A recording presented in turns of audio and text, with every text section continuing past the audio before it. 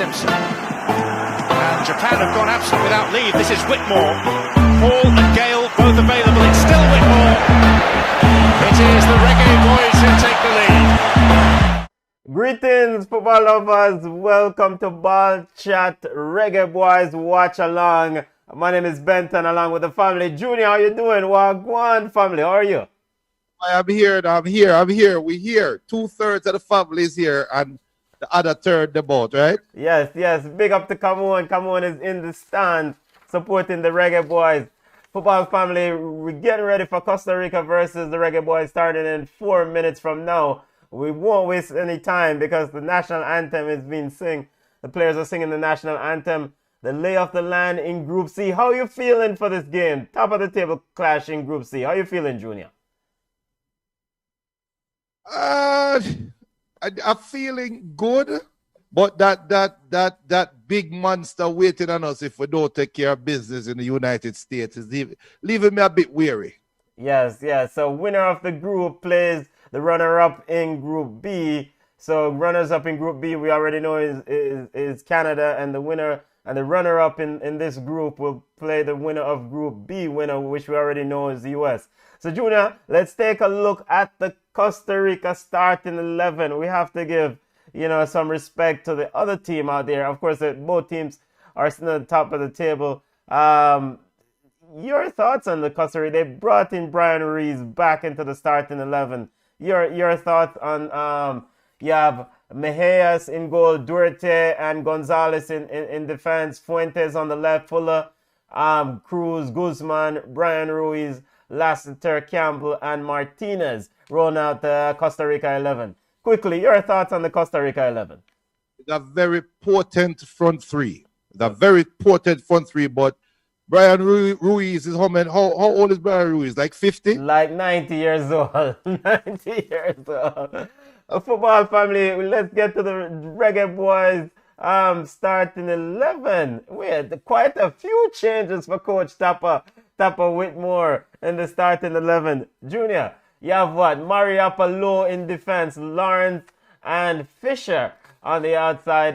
We have Tariq McGee, Andre Gray also getting the start, Daniel Johnson, Devon Williams in the midfield, Junior Fleming and Blair Torgat also get the go-ahead start for the Reggaeboyz. Your thoughts on the Reggaeboyz 11? I think more scared the hell out of Tapper, and that's why he's going back for Mariappa. I like Williams, but Johnson, you know how I feel about Johnson already, and thank God Maggie get a game. Football family, if you're joining us on Flow Sports YouTube page or Ballchat YouTube page, you can take part in the show, live, interactive, watch along, turn off the American commentary and watch the game with us. We're a minute away from kickoff. We're also live on Facebook. Benton, real quick, big up Jameer Jones. Jameer, if you're saying if you don't have a TV, where can I watch it? You can watch it on Flow. You can watch it on Flow, and if you're in the United States, you can watch it on FS1. Ravan Reed, I see Ravan Reed saying you can also watch it on Hess Goal. Most can get 3 points today. Naran Jadil, can you watch it on here? No, we can't watch it on here. Tahir Hines, Black Star Line. Rasta Government, Queens, big up Tahir Hines. New York here, big up to all New York massive tuning in right now. It's the watch along people. Benton, ready, Ready up. I can't make all foot Joel Campbell done with tonight. By the way, are you find this weird that Barnes is starting in goal as opposed to the usual for the Reggaeboyz? It looked like Tapper does not care who he plays in the quarterfinal. That is my assumption. Yeah. Why he ringing these changes and just get the youth them some games. So maybe Gold Cup is not his priority. Football lover, we're a few seconds away waiting for the referee to get us on the way. Reggaeboyz versus Costa Rica. And we're off in Florida. Of course, Cameroon will join us at halftime to give us her update. Junior, we start. Nervous times. And O'Neill Fisher already on the attack, Bridget. Of course, O'Neill Fisher came in for Alvas Powell, and Kamar Lawrence started for Amari Bell. Do you expect a 4-3-3 formation here with the Reggaeboyz, No, it's Junior? 4-2-3-1. Yeah? No, I expect a 4-2-3-1. A 4-2-3-1. All right, throw into to Costa Rica. Headed out. Another throw into Costa Rica, headed out by the Reggaeboyz. We have Costa Rica getting ready to restart play. By the way, any update on Cordova Reed, Bobby Reed? He's still suffering from COVID. The last update I saw, which might not be the latest, is that he had to do another test by match time, and he had to get a negative. So I'm not sure where he is with that. Okay, Joel Campbell tries to lays it off to Guzman, breaking up by the Reggaeboyz. As early play seems like a nice to start to things. The players seems to getting into it. O'Neal Fisher with the throw in, looking for Flemings. Back to Barnes in goal. Barnes finds Mariappa. Yeah, big up to Tahir. Tahir saying his uncle is at the game while he's at work, but him ready. Ready up, family. Mariappa looking for Kamara Lawrence way down the field. Ball is out of the plate. Daniel, Junior, what is your thoughts on Daniel Johnson in that midfield? How he's done so far in this tournament? Horrible. Very good. Daniel Johnson. Yeah. You know, Jesus. Barnes to Mariappa. Mariappa to Speedy Williams. Ball turn over to Costa Rica, and there's a foul call by the referee. Stopping play for an infraction there. So Tapa Whitmore says the reason why for changing the lineup is that he's concerned about cards, Junior. Leon Bailey was rumored to probably start, but it seems like Tapa also decided to go ahead and just sit him down. As Lightning, what is this? A weather delay? What kind of inclement weather delay, family? The match has been paused. Yo, come on, watch yourself there because Lightning has strike. The referee. Big up to Jamai listening or watching right now in London, UK. Jamai, big up.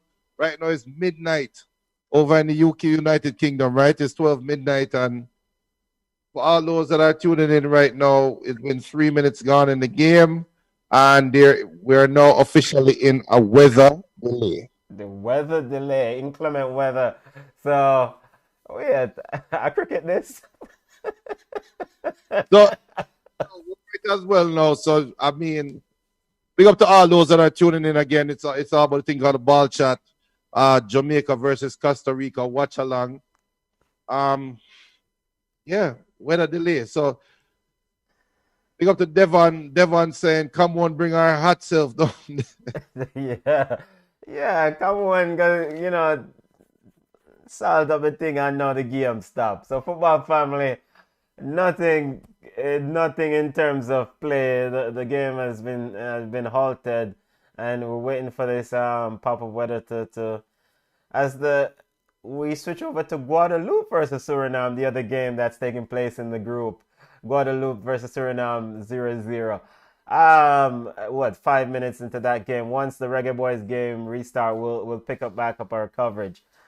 Junior, big up to Gary Davis. Gary Davis saying, bless up, good luck, Reggaeboyz. So just let everybody know, Benta, you might as well stop the clock too. Yes. So what was it? 3 minutes? The 3 minutes to stop the clock. They stopped the game. But so now we in our weather delay show that you normally get when you're watching a game. So let's just talk football. But before we start talking football, if you're watching right now, please post in the chat where you're watching from. We don't need your address. Well, let's put your location. Let the Reggaeboyz at the Jamaica Football Federation know who and what is watching and where we're watching from. So I know Jamai is watching from the United Kingdom. So big up to everybody that is watching. I'm watching from Atlanta, Georgia. Benton, where are you watching from? I'm watching from Atlanta, also in the Decatur area. Well, Georgia in Decatur. Yeah. Decatur, Georgia. So Junior, you said that Tapa does your conclusion from the starting 11 is that Tapa doesn't care who he plays in the next round. Um, I mean, should you've seen Canada and you've seen USA? Should Jamaica really be concerned about wanting to play a Canada or the USA? I would be afraid to play the United States because Why? out of sheer respect. But before we go there, Devon is watching from Charlotte. Joey Chavez is watching from Paris. Tahir Hines, everybody, big up Tahir. Tahir said he gets to watch the game then. Obia man. So yeah, so cause everybody, if you're late, Tahir is at work while his dad is at the game. So he's hoping that the game will start when he's finished working. But yeah, so for me personally, I respect the United States. I have less respect for Canada as a football team because United States, this young team, even though this is a C team, there's still some chemistry there. There's still some work that has been done to build that team unit, and I don't think we are ready to play a solid team as yet, in my opinion. Yeah, but I mean, we saw them defeated Canada 1-0 on Sunday to top their group, USA. And football family, we're talking about the potential opponents for the Reggaeboyz in the next round. If the Reggaeboyz win the group, they will play the runners-up in Group C, which is in Group B, which is Canada. If they actually finish second in the group, they'll play the winners of Group B, which is the USA. So we saw USA play Canada on Sunday.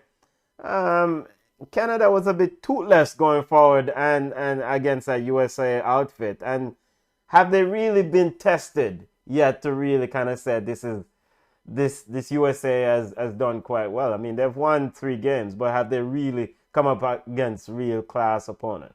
No, they have not. But has Jamaica been tested, number one? And does Jamaica offer the class opponent that can test the United States? That is what is left to be determined, right?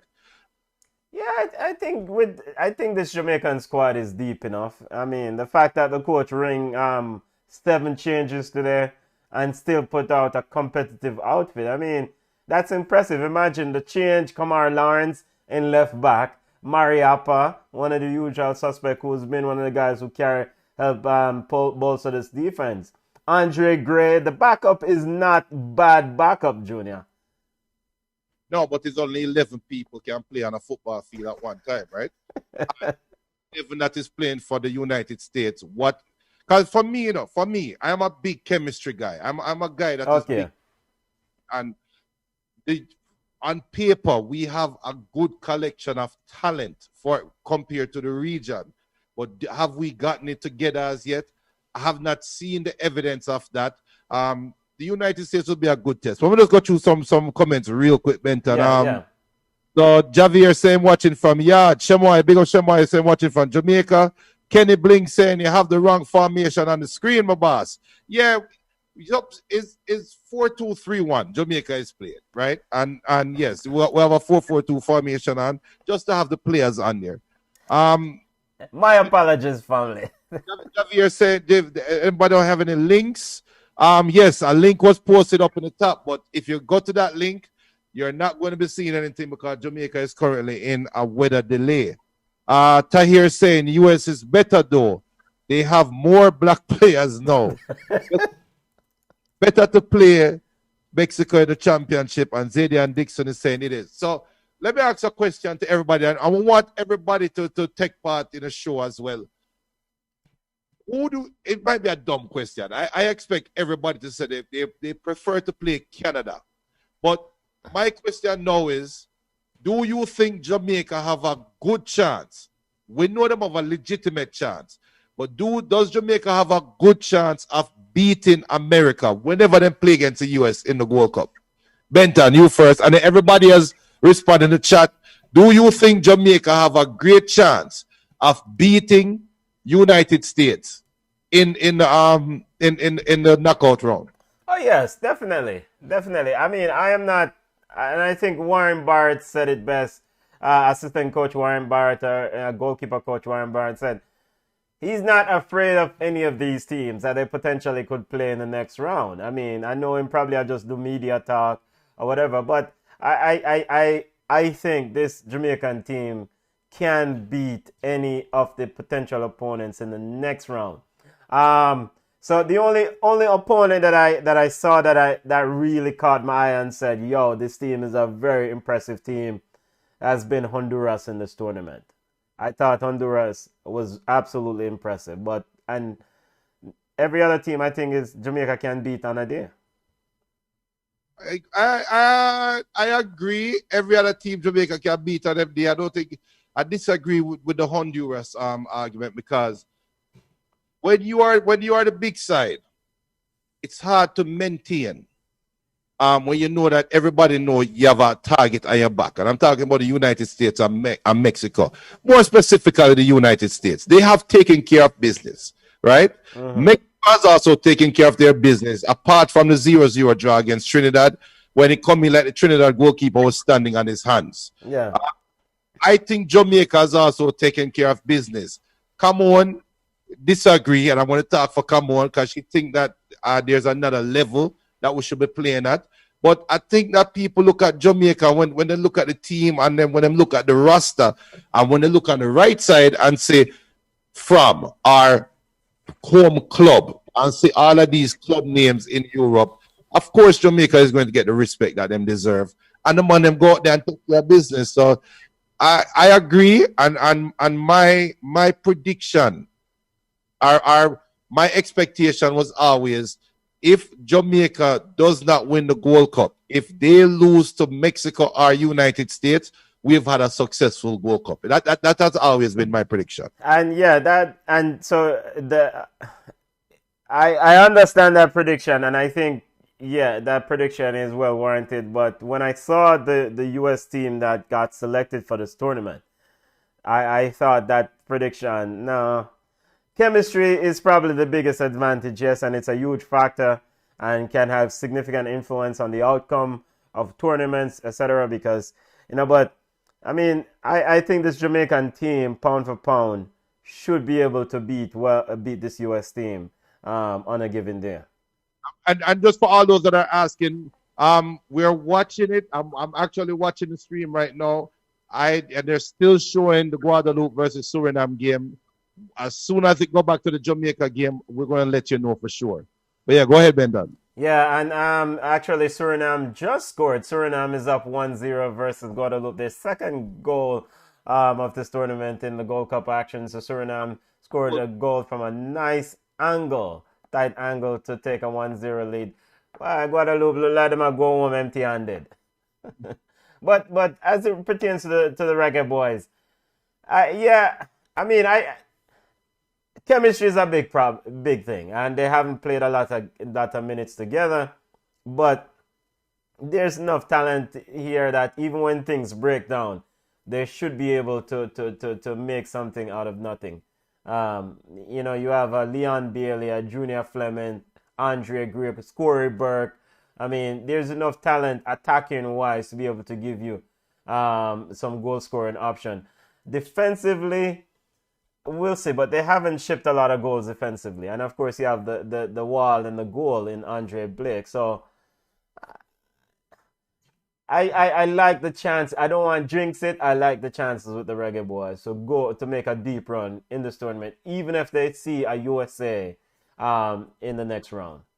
So let me ask everybody this question right now. If you're watching on Flow, we're waiting on the weather delay to go away. Some people just bring some lightning, and we just talk football. So I'm going through the comments here. Everybody, some people saying Jamaica can beat. Chema is saying Jamaica can beat the USA. Javier Davis saying Mexico are going to win Concacaf regardless. 360 flipping saying, so will there be a wait or is the game cancelled? We are currently waiting for the weather to pass. So as soon as the weather passes, the game will start back. Javier saying Mexico don't look ready. America don't look ready at all. Tahir saying this Jamaican team is better and ready. They're close. Why did the player get suspended? Players have to be careful on social media. Which player are you talking about? Which player got suspended? I don't know. I wonder if he's thinking about Bobby Reed, but Bobby Reed is in COVID restrictions. Shema is saying if Jamaica have a good day, only team to be feared is Mexico. And Wayne Maxwell saying watching from Jamaica.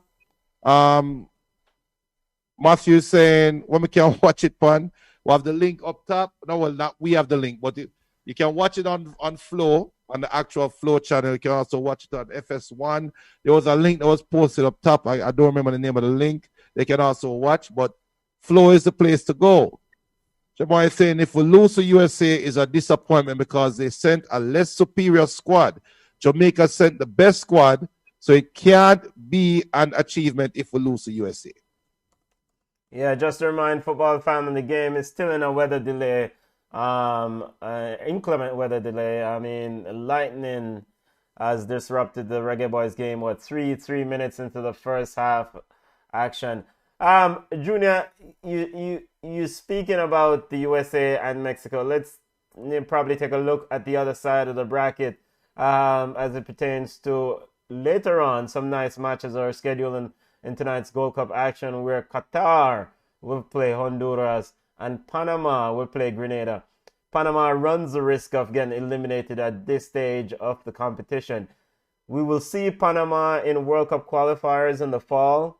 What's your thoughts on this Panamanian team? And you think they've let themselves down in this tournament to be able to potentially exit this early? Honestly, I don't know. I don't know if Panama has been sandbagging. And no, for real. And it sounds funny, but a lot of people approach these tournaments in different fashion. Like the United States is obviously not putting winning this tournament as its paramount. They are obviously trying to blood some players and try to find some missing pieces to their big side, right? Yeah. I don't want to sit on and talk bad about Panama and then when World Cup qualifying come around, we see some little young youth run out what we never see before in our life and the real Panama show up. So there's no telling, but yes, it is a disappointment. But I don't think people should look on Qatar like Qatar, some little Asian side, we're not good. We say that Qatar is hosting the next World Cup. The man them bill a African side and say we're going to start stamp class from early because you know the host of the World Cup always have a good side. And it's showing. So it might be a little tricky. I don't want to talk bad about Panama right now, to be honest with you. We're still in a weather delay. Bubba Peace is asking, can Jamaica beat Qatar? If everybody that's watching right now, can Jamaica beat Qatar? Yes. That is Yes, Junior. Jamaica can beat Qatar. I watched Qatar the other night, and Reggie, come on. Come on. All right, we're granted they did put together African United squad side, but that's some bug African baller on this version of the African United Qatar side or Asia side. I watched them the other day. Missy Mana missed goal from 2 yards out with empty goal. You know, and so that is the team we're supposed to fear, and of course them have the no fear brother Afifi or Afif. I mean, they play very slow. So speed is something where you can use done them. all right, people. I want to know, people watching on Flow Sports YouTube right now, can Jamaica beat Qatar? Bubba Peace, you ask a question. Omar Bailey said no. Bubba Peace, can Jamaica beat Qatar? Because I don't think so. Well, no. Lie me tell. It would be a very good game. Wait, Guadeloupe. Go in Guadeloupe. Yeah, Guadeloupe equalized, so it's 1-1. Is that Merval with the goal for Guadeloupe? General. Yeah, man, Merval with a goal. So 1-1. The 19th minute or 20th minute of Guadeloupe versus what kind of goalkeeping that? Man, box the ball. Yo, Junior, you could have saved that, brother.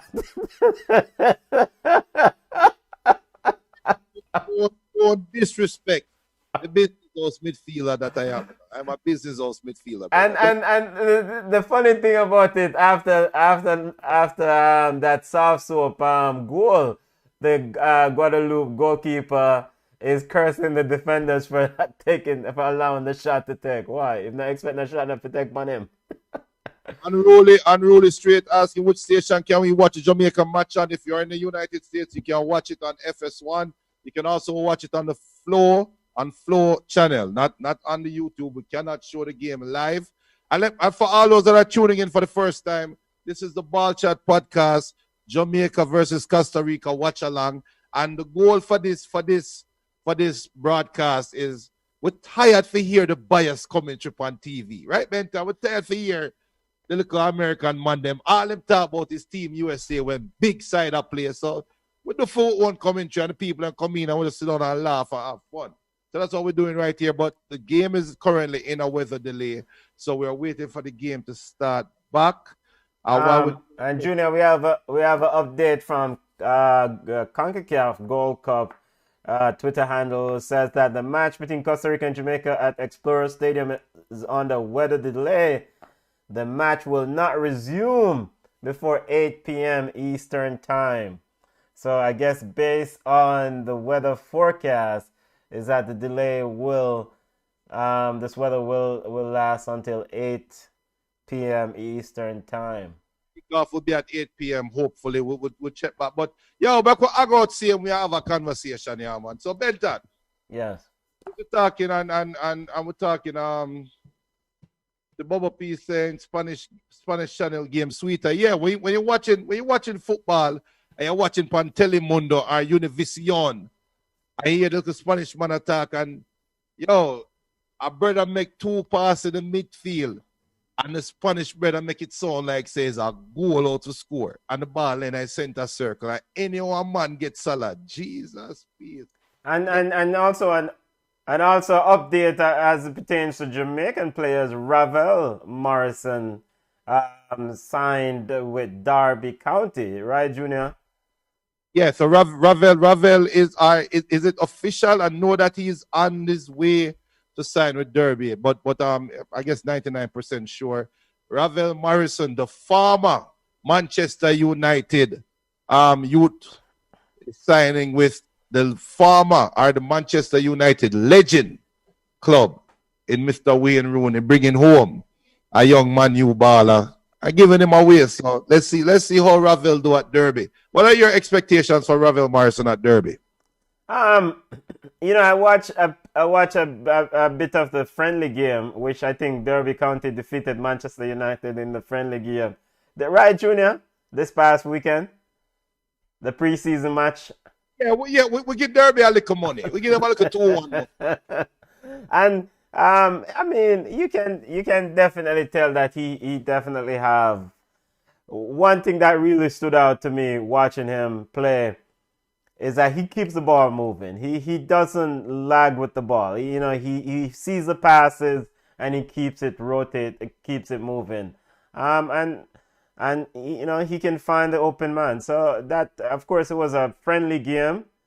And you don't want to read too much to it, but I like the fact that he was instinctive in terms of getting the ball quickly moving. And Jamaica needs that, as opposed to your midfielder Michael Hector, who tends to slow the ball down. Yo, listen to me. I know why you piss off the people in Pound Floor.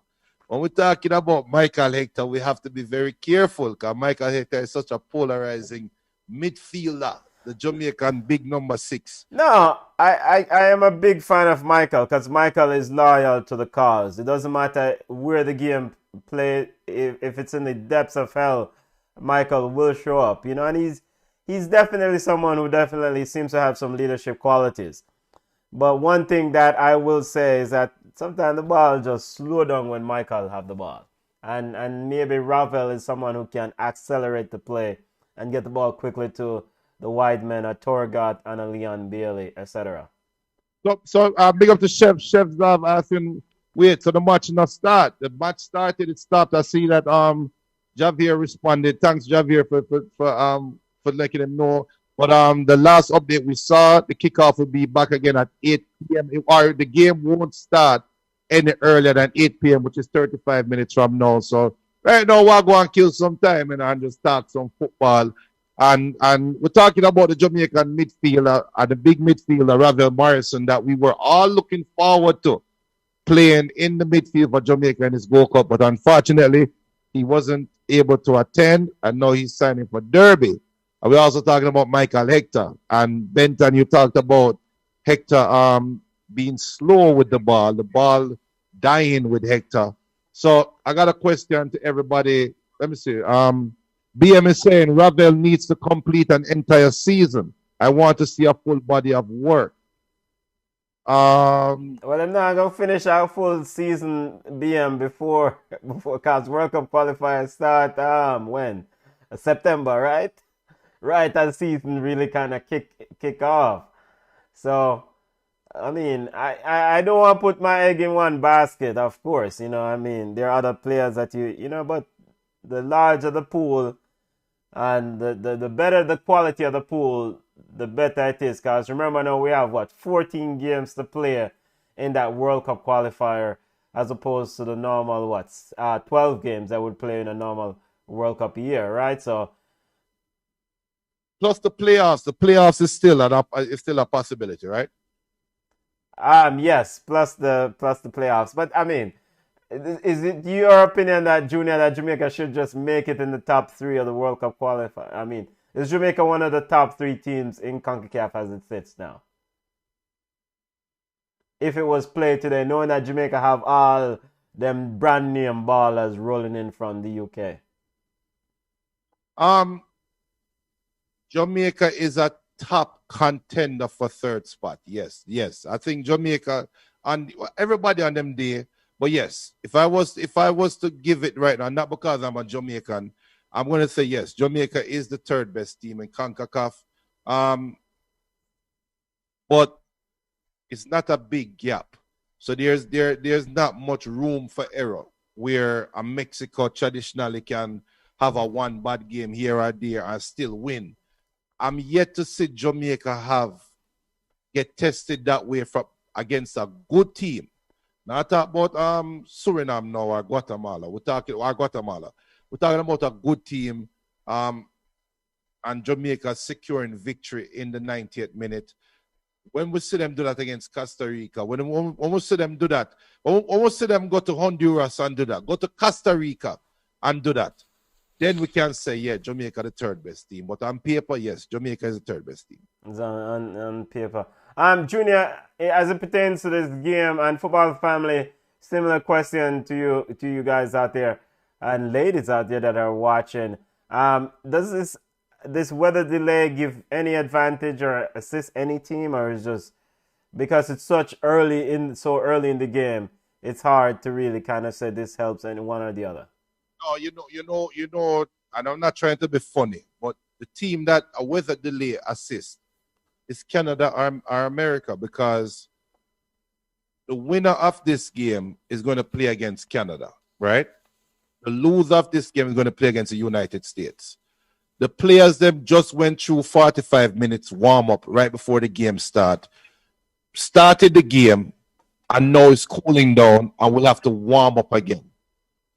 Anybody that has played any form of sport at any type of level knows about a pulled hamstring, knows about how injuries come around, and these are the ways how somebody can get injured. So no, neither the team benefits. I think the team that will benefit though could be an America or a Canada if some little nick happen. These are when freak accidents happen, and that's one of my worries right now. Yeah. Just an update on the Suriname Guadeloupe game. Score currently tied 1-1. In the 30th minute, Guadeloupe, IREP of Guadeloupe got a straight red card. So Guadeloupe is down to 10 men in the 30th minute of play. So Coach Angloma is going to have to figure something else out with his 10 men going forward. If you're just tuning in, I see a lot of people asking what's going on with the match. We're currently in a weather delay, and kickoff won't be back again until 8 p.m. Eastern, which is about 30 minutes from now. So let's go and have a conversation. Pudi Foodie LFC is saying Hector should stay on the bench, not dynamic enough. Every match he starts and then get subbed off. What does that tell you? And then Javier is saying the momentum is mashed up. Yeah, definitely. Football family, we can do everything. Yeah, everything, What a save, goalkeeper. Very good shot by Suriname. Impressive save by Guadeloupe, goalkeeper there. Cricket are going, so you want to do cricket commentary? Man, let's talk. Because we can't talk about vintage Jamaican football. You know which player recently run my mind pan Biggs? Winston Twinnybug Anglin. I talked to a brethren. I was talking to a brethren a couple of days ago, and we were just talking about midfield, etc. And we just started reminiscing about the days when we used to watch man like Winston Twinnybug Anglin in the midfield, and how those players in that so-called Jamaica highly talented days didn't really get the shine globally that they, potentially deserve. No. How much people watching right now remember Twinnybug Angling? That's a question when me want answered before we enter this conversation. Because we need to know, Benton, who is the audience, because we don't want to ask some people who is their favorite Jamaican midfielder, and then bring up Liam Bailey, or then bring up who else them can bring up? Javon Watson. Jeremy and you. No, if somebody said Jeremy and Hugh still, so them know football a little bit, and them up there in age a little bit, them at least 30 years old, right? Yeah. Javon Watson or Leon Bailey, we're going to question them age a little bit. Or right? Michael Hector, is it me say? No, if somebody say Michael Hector, we might have to ban them from the stream. No, it's all right. My favorite Jamaican player, and they didn't really get many run-ins with the Reggaeboyz or the Jamaican team before they were called the Reggaeboyz, but it's Reno players. That Reno midfield in the early 90s, Calvin Valentine, Donald Hewitt, that midfield was sensational. I grew up watching that midfield play. Won 2 Premier League titles, Red Stripe Premier League title at the time, if it was called Red Stripe Premier League. And to me, those are my midfielders. And of course, you have to big up Tapper Whitmore, because Tapper Whitmore used to play against those guys, and of course, Twinnybug Anglin and Twinnybug. So it was very, very good battles back in those days. Yo, you see that Reno side?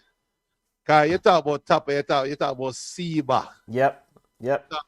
You have some side there, Wadada. Well, some people that probably remember Wadada, but that Reno team, I grew up hearing about that Reno team. Now, I am a Portmore youth, right? And when you talk about ballers like Ali Rose, and Ali Rose are further down, little bit newer generation. But yeah, man, I went behind the years. I was a breast milk ball of them, man. a Westchester. And me, the legend have it. A goalkeeper kick out a ball, Ali Rose control the ball. Legend have it. And you know all legendary story of Jamaica go on. Everybody see it. So me never see it, Yeah. But talk like me see it. The ball in the ear, Ali Rose control the ball with him chest. And before the ball touch the ground, the man salad the brother will run after him, and all know the ball not touch the ground, mental. Yeah. And them man, they are legend. Yeah, man. That George's team, Manning Cup winning team. We had Andre Virtue on the show. A few months ago, right? And Andre Virtue played for that JC team that was always battling with that George's team. And I remember we asked him, like, Reggie, how you feel, win one single trophy? And him said, why? It's just set away. But he does, because I think Virtue was a general in the midfield, in schoolboy football days. but they ran into a juggernaut at Georges with Ali Rose, Andy Williams, Troy Robinson in that Georges team. And they had a good coach. Bertis Bell is a rotted coach. Yeah. I don't know why I'm up on TV. Well, I guess TV probably pay him more money, but he's a rotted coach. You see, when you talk about Jamaican football development and coaching and youth. I better hold on. For all those that are asking, the game will not be starting back on no earlier than 8 p.m. So we'll have about 24 minutes before them check the weather again, and then we'll be starting back the watch along again. But right now we're talking about vintage Jamaican football. So everybody take part in the conversation. So go ahead, Benton. Yeah, so we often talk about infrastructure and about coaching and etc. and lack thereof in Jamaican football. But you have a brother like Bertis Bell, who should be part, in my opinion, of the development of young ballers in Jamaican in the Jamaican setup. But because he's proven over and over again that he can recruit well while he was at Georges, and he always put out a competitive outfit. Right now, JC, I go all over the island and buy players. I mean, at least. Now, and I will say, I'm a countryman. I come from Westmoreland, Shrewsbury, White Road, the Straight Bush, Sugarcane I grew up with. Green Island, not too far from me there. And when you hear a baller from Green Island end up at JC, how does that make any sense? Because why him have people at town him can board with. Big up to the JC family. Big up Professor and the whole entire JC Prof and the whole shower crew. But I mean, come on. Big up my boy the Tino. Big up Virtue. Big up my boy the Tino. Big up Bailey Father. Yeah. Big up to yeah, man, Craig Butler. Big up Craig, the bully. Greg Butler, big up yourself, Greg Butler. Cause Greg Butler, I'm very proud of JC. Yeah, man. Guys, remember I tell you, say, yo. Let me tell you something about JC. You see, JC, anybody would know about high school at Jamaica. But I used to go to Woolmans. I started at Woolmans and I went to Arden, right? Now, everybody know Arden up on Warp Road. And JC the up the road a little bit. When we have school war, because we used to have school war in my day. And you know our Woolmans will wear epaulet, right? Yeah. Arden will wear tie, but everybody wear khaki. Calabar wear epaulet. Campion don't really count as a fighting school still, but no. Campion have better things to do, boss. Everybody wear khaki. KC wear khaki. And one school at Jamaica with boy no wear khaki, you know. I don't wear brown khaki at JC, you know. So when you go JC, you can't hide. Because media Arden. And me walk into Alpha with my bridging them. And me have a my tie. And me just come from Woolmans. We're a bad man, but we can fight. And them time they Arden and Calabar in a war.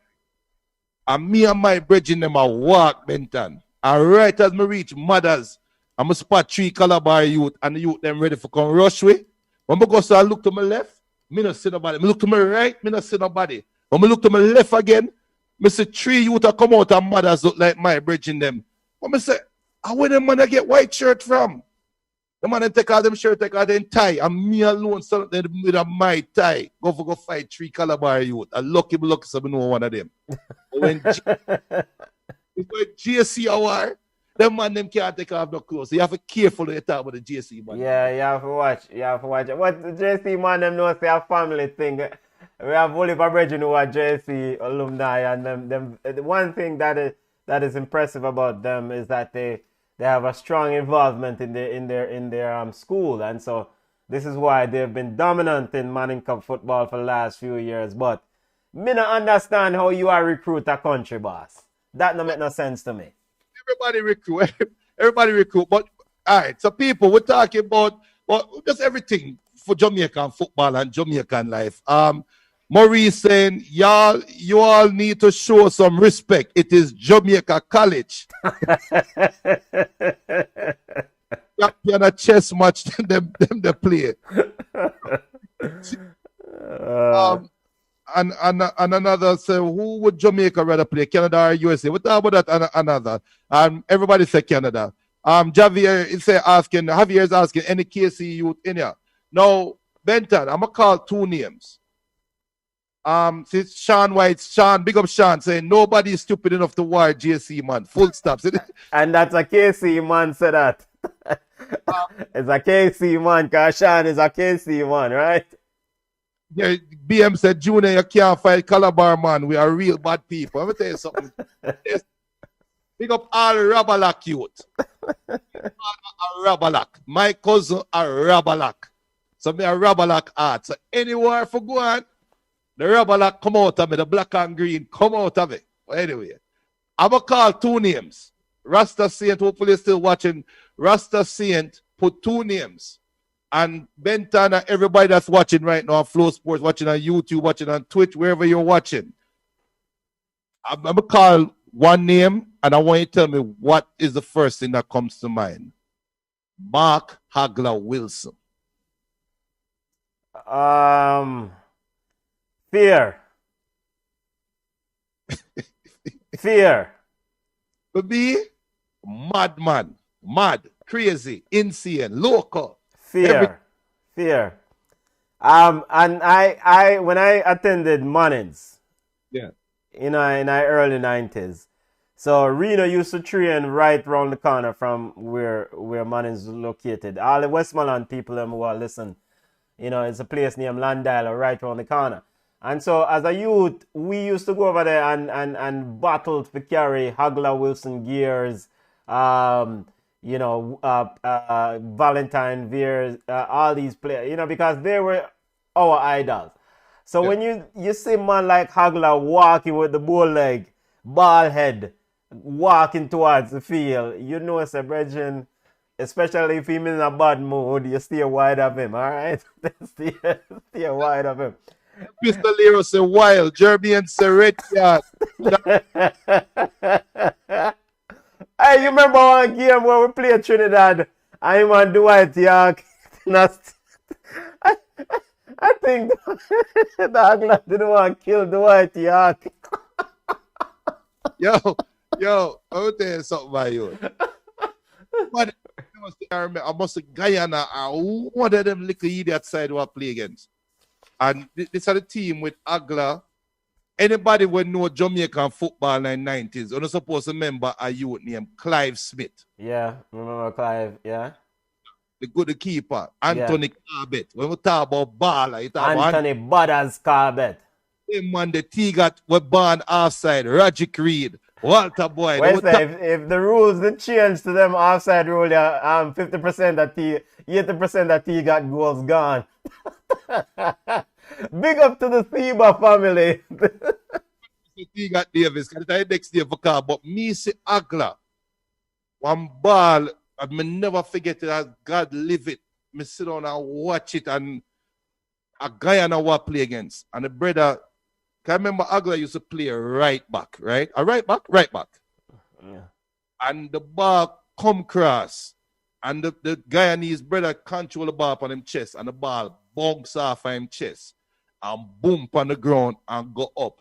And me hear one brother behind me say, I swear, God as God live. My brother behind me say, yo, I did that, they did not.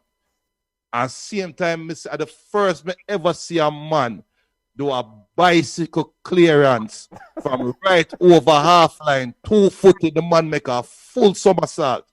And it's like the guy and his brother, like him light flash in front of him, and the man stand up straight, so. And the whole crowd go for real up. And I say, yo, what I glad think about this, so? Like, what make you think, say, why you want to bicycle the ball, and the man just take the ball off of him chest, B? Yeah, man. That's Hagler, man.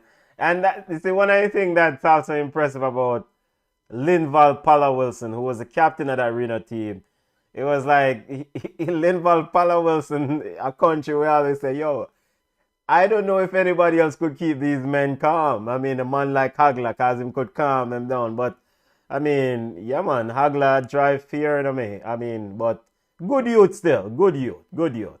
Javier said them man down the head. That Jamaica team, that Anthony Carbe, 20 bug angling, was it 20 bug was stand up in the center circle and no, that's Lenny Hyde. Lenny Hyde was the one where Teacher. the boy stone where legend has it that the man control the ball in a center circle and stop and point up in the sky. And the whole stadium stop and look. Every man on the field stop and look. And from this them call him teacher. Yeah, man. Lenward Teacher Hyde, baller. Somebody confirm that story for me, please. But I've heard that legend has it that Lenny Hyde was called teacher because him control the ball in the stadium, in the center box, and point to the sky. And everybody, here's the whole bleachers, everybody, goalkeeper, coach, everybody, ref, everybody stop and look up and look back. And from this, them call him teacher. I don't know, but yeah, man, teacher, Lenward Teacher Hyde, man, what a player. Football family, the Jamaica versus Costa Rica game is in a weather delay. The scheduled restart is not before 8 p.m. Eastern Standard Time, according to Concacaf. So we just start discussing Jamaican football, going down memory lane. Junior, who was the other name that you were going to call it? You said Hagler. T-Got Davis. When you hear the name T-Got Davis, what comes to mind? Everybody's supposed to outside.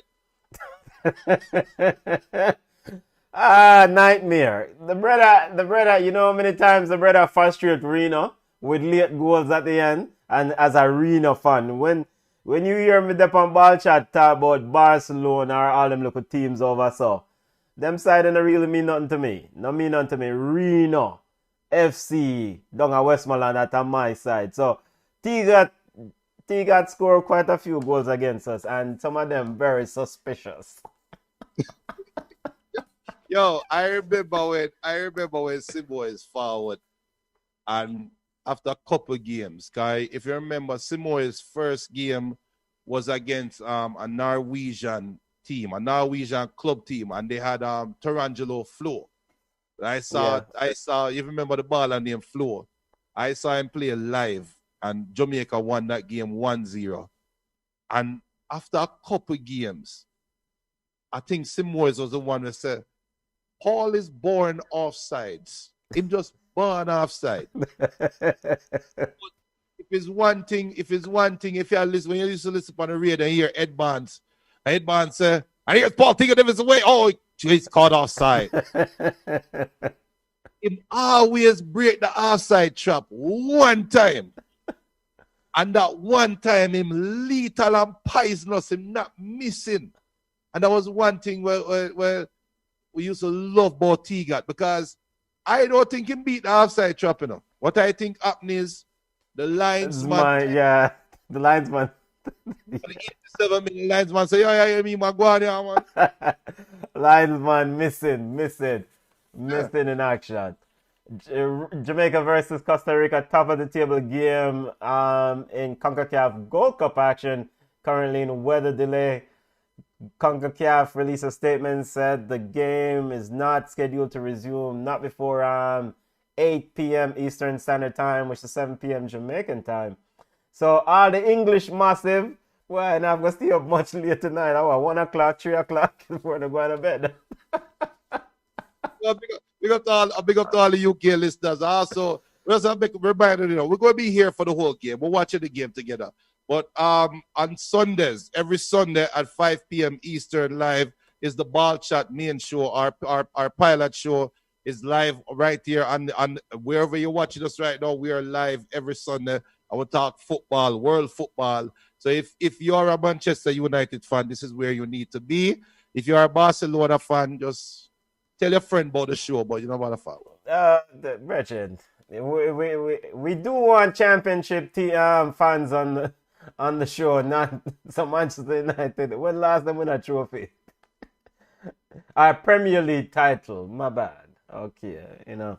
But big up to Jacqueline Johnson. Big up to DJ, my uncle DJ and Jackie. They're watching. And the boys are at the game in Orlando. Oh, so big up my uncle DJ and Jackie, my aunt Jackie and the boys. They are at the game in Orlando currently watching the game, and they're in weather delay as well. So they're passing through and just joining the conversation. Anybody know about David Johnson from St. Mary? That's my uncle. That's a baller from St. Mary. That brother taught me. That guy taught me how to kick a free kick. I never forget it. He taught me how to kick a free kick, running up to the ball and swinging your foot one way. And you can put a banana kick on the ball in both angles. Yeah, yeah. So Benton, anytime I sun the ball, you see me I make all a long pass, and then man, the teach me how to do it, man. Yeah. It come like the man should give you some more teaching, boss. Just a chance, the boy forget what you taught him. But yeah, man, I mean, Jamaican football, that was beautiful days. Whether it's schoolboy football or the Premier League games, it was just fun time to watch.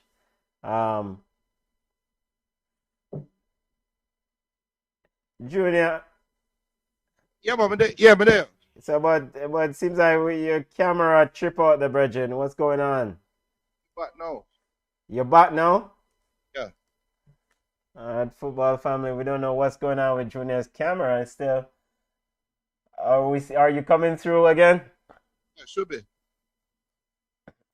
Take off my screen and put it back. But discussing Jamaican football as we wait for the Reggaeboyz Costa Rica game to restart. Let's add Junior back into the. That's the K-Tube is saying he's in the UK or she's in the UK.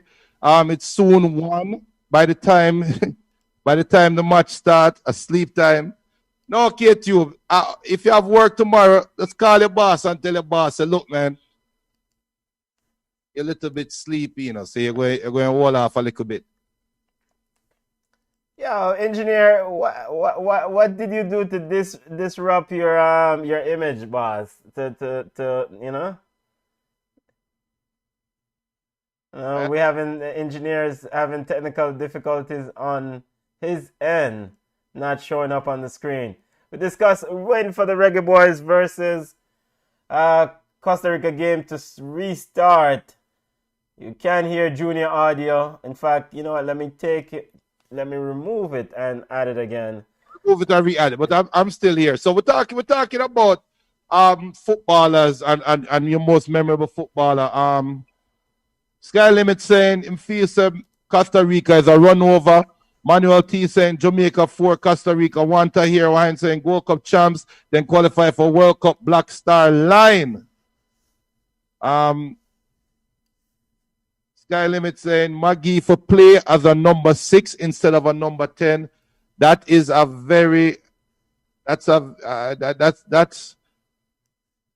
curious about that. Tyreek McGee, should he be playing as a number 6? Right now he's being deployed as a number 10 based on the formation. And people don't watch the formation that we have up. We just have the 4-4-2 formation up just to have all the players up there because some people are saying Jamaica is playing 4-3-3. FS1 was saying that Jamaica was playing a 4-2-3-1. I think they have a very fluid formation. When they are defending, they have 2 holding the midfielders. When they are attacking, though, I think they're attacking in a 4-3-3 format, in my opinion. Yeah. Hey, Junior, we're going to kick you out and add you back in. How about that? We're going to disconnect and restart. Well, let's see if this will do it. Let's see if we get your. No, we didn't get you back up on screen. We're trying to get Junior video back up here. So let's close out we're going to close out the Zoom. Just quit the Zoom and just restart it. All right, but why, before you do that, CR is asking, CR7 is asking an interesting question. I want to forward back. While I get my ready, Benton, you can talk about that. CR7 question is, if you were a coach, who would you buy, Flemings or Bailey? Keep me out and put me back in. Who would you buy? If I was a coach, who would I buy? Who would I hire? Ooh, that's a tough one. It depends on the cost. What's the price of those players? I mean, I would probably say, looking at Leon Bailey right now. I don't know if Leon Bailey has hit his high notes so far in this tournament. In terms of his talent, Junior Fleming seems to be on the up and up, a player that's coming up. So, I would probably go Junior Fleming. I would go to Junior Fleming. Who would you guys sign? Football family. We're trying to get Junior back in and hear his thoughts. The Reggaeboyz versus Costa Rica game is in a weather delay, so we're waiting for the game to restart. According to Concacaf, the game won't kick off until at least 8 Eastern Standard Time. So we're waiting for the game to restart. We're just having a discussion as we get ready for the game. So, Junior, you can hear me? Yeah. So who would you start? Your video is back, but we can't see. You need to turn on your camera, boss. Yeah, 1 second. Wait, so who would I start between who and who? No, which of those players would you hire? Between Fleming and Bailey? Yes.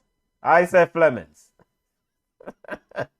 You're doing this just for discussion's sake, right? First of all, Junior Flemings is a member of the show. He was one of our very first professional footballers that we had on the show. Like a year ago? Yes, yes. Big up to Junior Fleming. Big up. I mean, it depends on the cost. I mean, backside. Like I said, we watched the game last Monday against Suriname, and I thought Bailey was a bit passive, and I'm seeing him being a little bit too passive when he plays for the Reggaeboyz. Of course, Junior Fleming is hungry. He's playing for contract, playing for a bigger contract. I don't know. CR 70 cents, same price. Same price. Yeah, I would probably go with Junior Fleming based on what I'm seeing. He seems like he's a bit more hungrier. All right. I'm not disrespecting you, so don't take it as a disrespect. Yeah, you can't disrespect me, brother. I no big deal.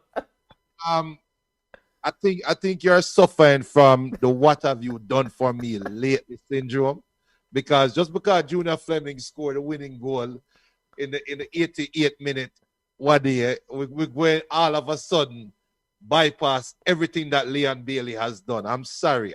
You know that for me personally, I have been one of the few Leon Bailey critics out there, right? But to say that Junior Fleming is more valuable than Leon Bailey is rubbish. It's not more valuable, It's who would I sign? That is madness. Same price? Because I need game changers. I don't need passive players right now. And I think maybe the Leon Bailey that I see playing for, it depends. Am I playing for Jamaica? It's a national team or a club team? Which one? For me, for the first two games, I don't have an issue with how Leon Bailey has been playing. Okay. I don't have a problem with it. I don't think Leon Bailey is playing passive. I actually commend Leon Bailey for actually looking like a professional. He does look like a professional footballer. He looks like a footballer that knows that he is a good player. He knows that he is one of the best players on the field at any given time in the region, and he's playing like it. He's not trying for outdo anybody. He's trying to play within the system. I actually see a player who is buying into the system that Tapa is selling. So because I said it at the start of the Gold Cup, we should not expect to see Cristiano Ronaldo coming out in number 7 for Jamaica. We should not expect to see Leo Messi coming out in that number 7 shirt, because they are different players. Leon Bailey is a wing player that drives the ball down and try to facilitate the striker. The thing that surprised me the most, and how much people watching right now? A while ago we have 122 people watching right now live on Flow Sports app. Shamar Nicholson has been the most disappointing Jamaican footballer, in my opinion, over the last 2 games. Or they can cuss me off, or they can email me ballchatpodcast@gmail.com. But Shamar Nicholson should be the leading scorer in the tournament right now with at least 6 goals. What do you guys have to say about that? So instead of talking about Leon Bailey versus Junior Flemings, let's talk about Shamar Nicholson.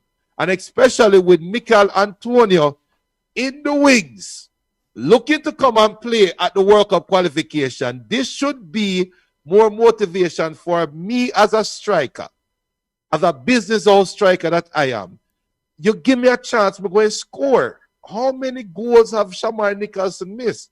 And maybe that's why we're talking about Bailey, because Shamar Nicholson is not converting the chances. Yeah, I mean, Shamar Nicholson just definitely has not, I mean, he has not hit the high notes yet in this tournament. And maybe I will give him a little bit of wiggle room, you know, because he's a kid who's on the upper echelon. He's growing into his career. Whereas, you know, Bailey's a veteran in this business. No, he was at Genk, now he's at Bayer Leverkusen.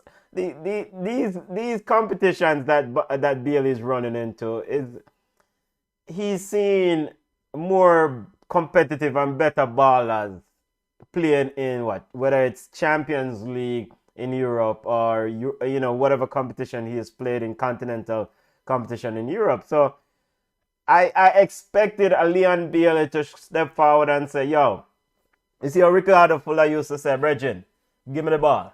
Give me the ball. I got you. When Onandelo played for Kansas City in MLS, Onandelo was a monster. You know, there was one game that really stood out to me. Onandelo pick up the ball in the center of the opponent's half and then start drive towards goal. You have the defender center back are grabbing him, and he's extremely strong, and him still and this was the time when the referee said we should have blown for a free kick, but Onandelo is not giving up the ball. And I mean, I think he ended up scoring 2-3 men. I drag him down. You see me doing? That is the sort of dominant nuance from, and yes, he's not Onandelo's body type, but the desire is what I'm not seeing. And you know, and maybe I am missing something. Maybe I am expecting too much.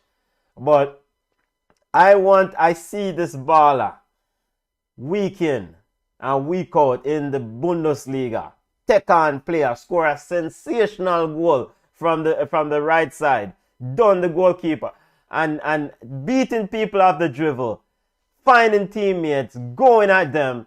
Now it's like, yo, do I want to go? Do I not go? Do I play it back to Alvarez? You know? In fact, Alvarez look more aggressive going forward than Leon Bailey.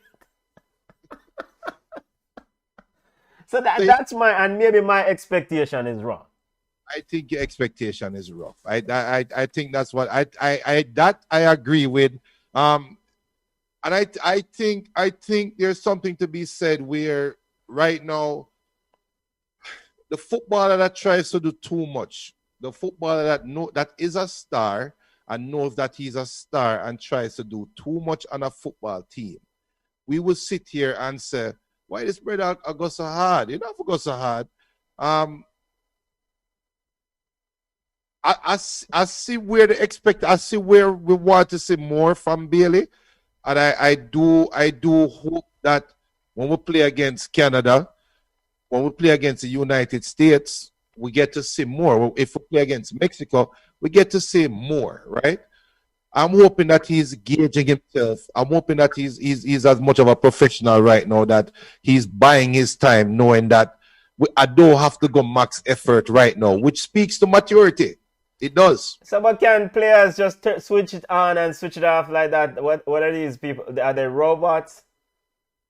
No. He's not switching on or off because he's playing. He's into the game. We've not seen Bailey drift in and out of the game.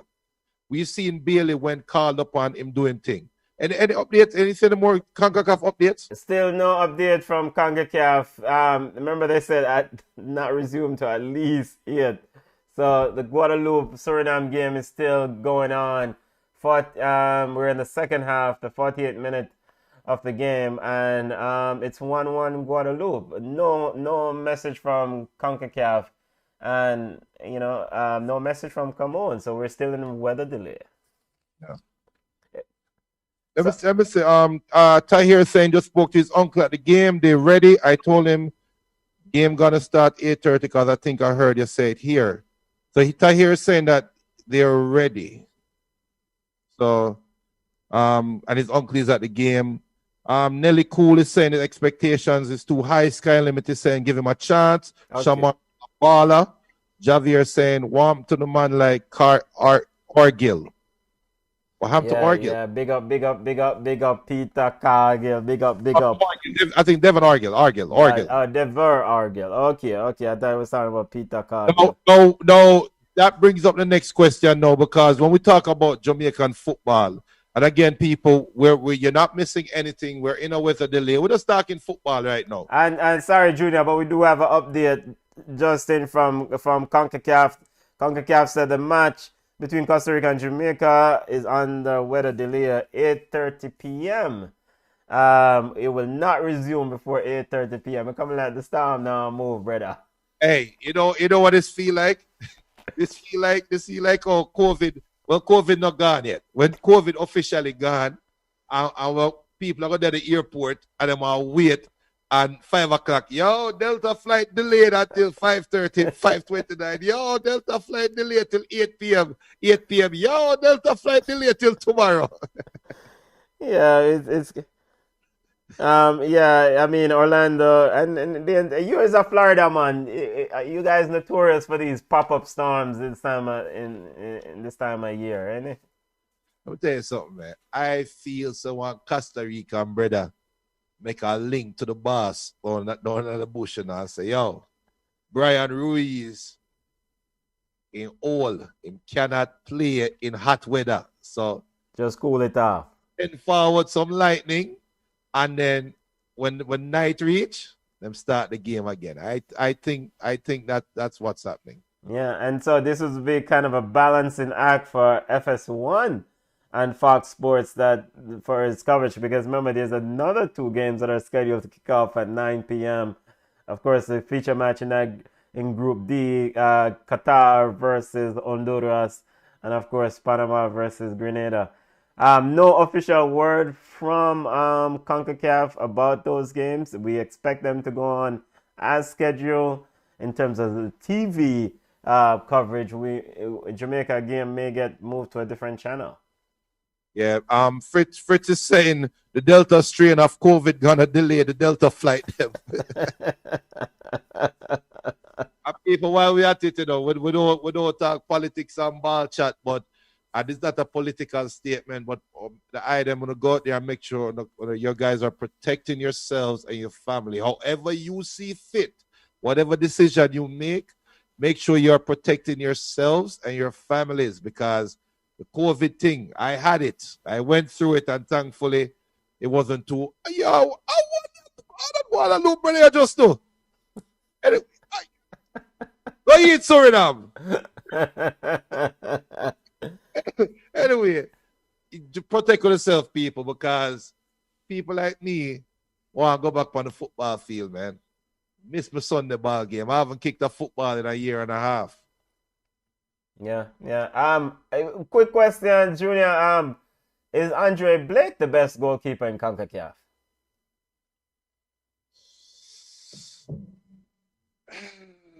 I mean, of course, the other choice is the big goalkeeper, Mr. One, Navas. But Navas is kind of old foot now, right? No. It's like from him there, Real Madrid, don't stop disrespect the big keeper. Navas is the best goalkeeper in Concacaf, man. Hands down. Don't try to get me to be patriotic and pull on my Jamaican card. Andre Blake is not Navas. I'm sorry, no. But Andre Blake is the second best goalkeeper in Concacaf. Yeah, I mean, clearly. But we're talking about we dissing Navas. I mean, Madrid dissed them, and it seems like PSG also dissed them with the sign of Donnarumma. I think that is a CONCACAF stigma. You think so? If when it was Real Madrid, they went and signed the goalkeeper for the quote unquote best team in the world. The Butterfinger one himself, Mr. Thibaut Courtois. Yeah. Yeah. And now they went ahead and Navas said, "Oh, I feel disrespected. I'm going to PSG." And now PSG signed the goalkeeper for the best team in the world. Not in the world, best team in Europe. Well, can Argentina beat Italy? We don't know. I mean, if Lionel Messi take a 5-hour in the gym, should be good. Did you see what Bonucci did to my boy Saka? What did he do? Oh, drag him back. So what do you think about do to Messi? Saka in a Messi show, man. Easy, man. I'm Easy. here, yeah, man. But anyway, if Jamaica win CONCACAF Gold Cup, can Jamaica?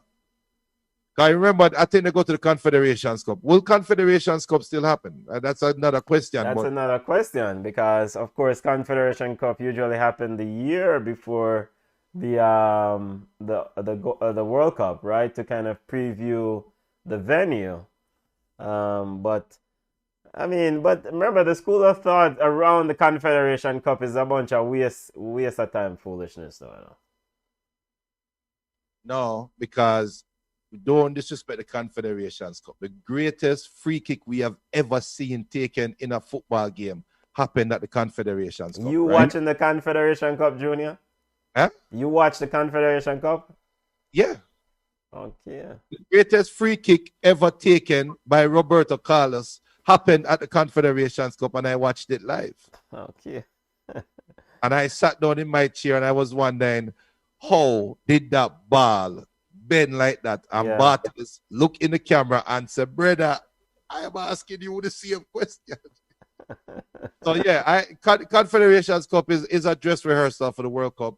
And yeah, I watch it. It's good games. And especially with this next one coming up, if they're still having it, Argentina, Italy, Qatar, with African champions.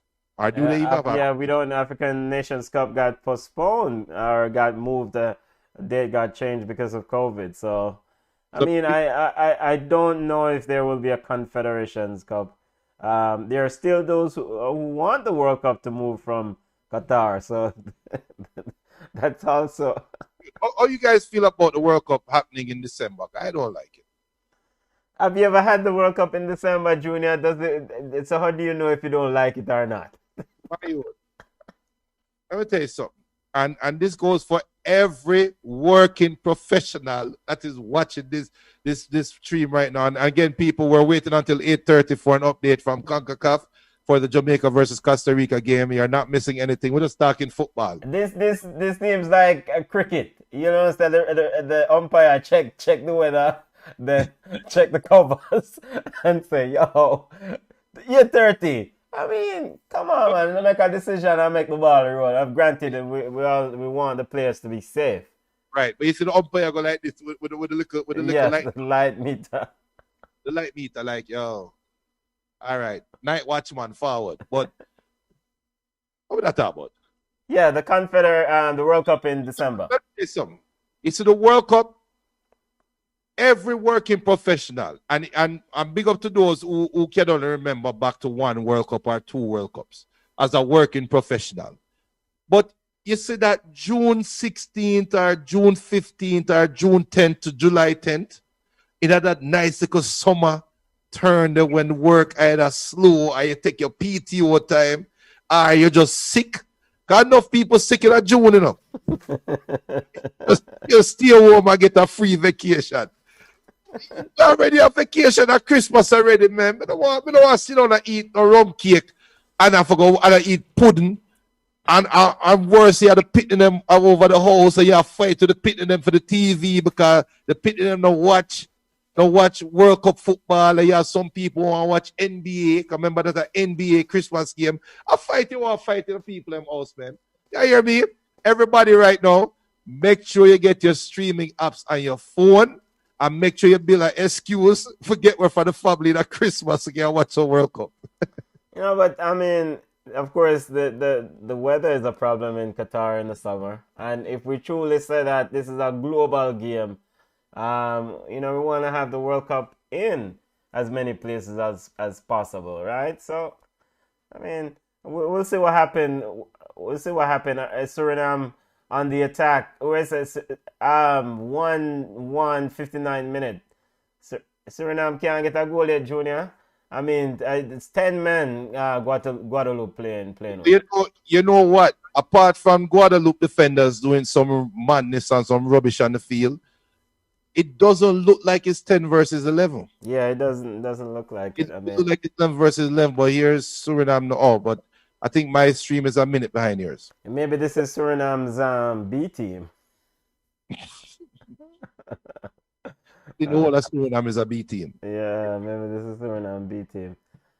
Junior, you were at Ballchat on Sunday because you were traveling, and you've been watching some of the Jamaican Premier League action. Your thoughts on the league so far and what's going on? The quality of football still keeping up in your opinion? I remember I was the one that never really cared about the quality of football in Jamaican Premier League for this year. I just wanted the league to start back and have a successful run-in, right? Yeah. And so far so good.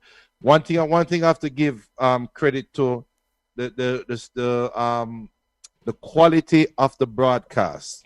I think it is definitely a top-notch quality. And the product on the field, I am seeing some very good moments. So yeah, but if it's one thing which I find weird about Jamaican football, for we think about Clive Smith, Warren Barrett, Aaron Lawrence, Donovan Ricketts, Blake, no, all of these goalkeepers that Jamaica seem to produce. Why they can't have good goalkeeping in the Jamaican Premier League?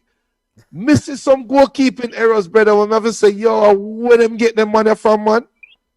Yeah, but I thought quality wasn't a big thing. No, but quality is a big thing, man. But man, if you can't read you can't even read the flight of the ball. Yeah. I mean, and the objective for the organizers is to, of course, and as a fan of the sport, is to be able to conduct a safe tournament and get the players back playing some ball. So, like you said, the quality, I mean, Cavalier looks good. Cavalier has a nice little team that they have some good ballers, and of course, Firehouse is always looking to make some noise. Interestingly, Humble Lion, they're down at bottom. I mean, and Coach Andrew Price wasn't a fan of the truncated season. I think he alluded to something like maybe just easy with the truncated season and just start the regular season. Tonight in the stadium. So maybe he's using this as a play-in for the regular season, No, but maybe he's seeing what is affecting him right now is what has been going on before. But so Nelly saying Junior, it all started from Manning Cup days. It is true. See? Odean, big up to Odean saying what's happening with the match. It's currently in a weather delay. We're waiting until 8:30 for the next official Concacaf announcement. Herban's asking the same question. So people, let me let you know this right now. Tell a friend about Ballchat, tell a friend about the watch along. And just like we said every week on our show that airs live every Sunday at 5 p.m. Eastern, we talk world football. If you're tired of hearing biased commentary, if you're watching on FS1 and hear biased commentary where a man get him salad bus, and you hear the commentator say, oh, that's a great play there by Leon Bailey. But yeah, by the way, Team USA looking great and is entering into the knockout round. Watch it on TV and join the Ballchat watch along. That's what we're here for. We're going to watch a game together. We're waiting until 8:30. In about 10 minutes from now, hopefully the game can restart. But yeah. Junior, it seems like rain supposed to fall all night, brother. 100% thunderstorm, 8:30, 100. Well, at 8:45, it's supposed to drop to 69% chance of thunderstorm.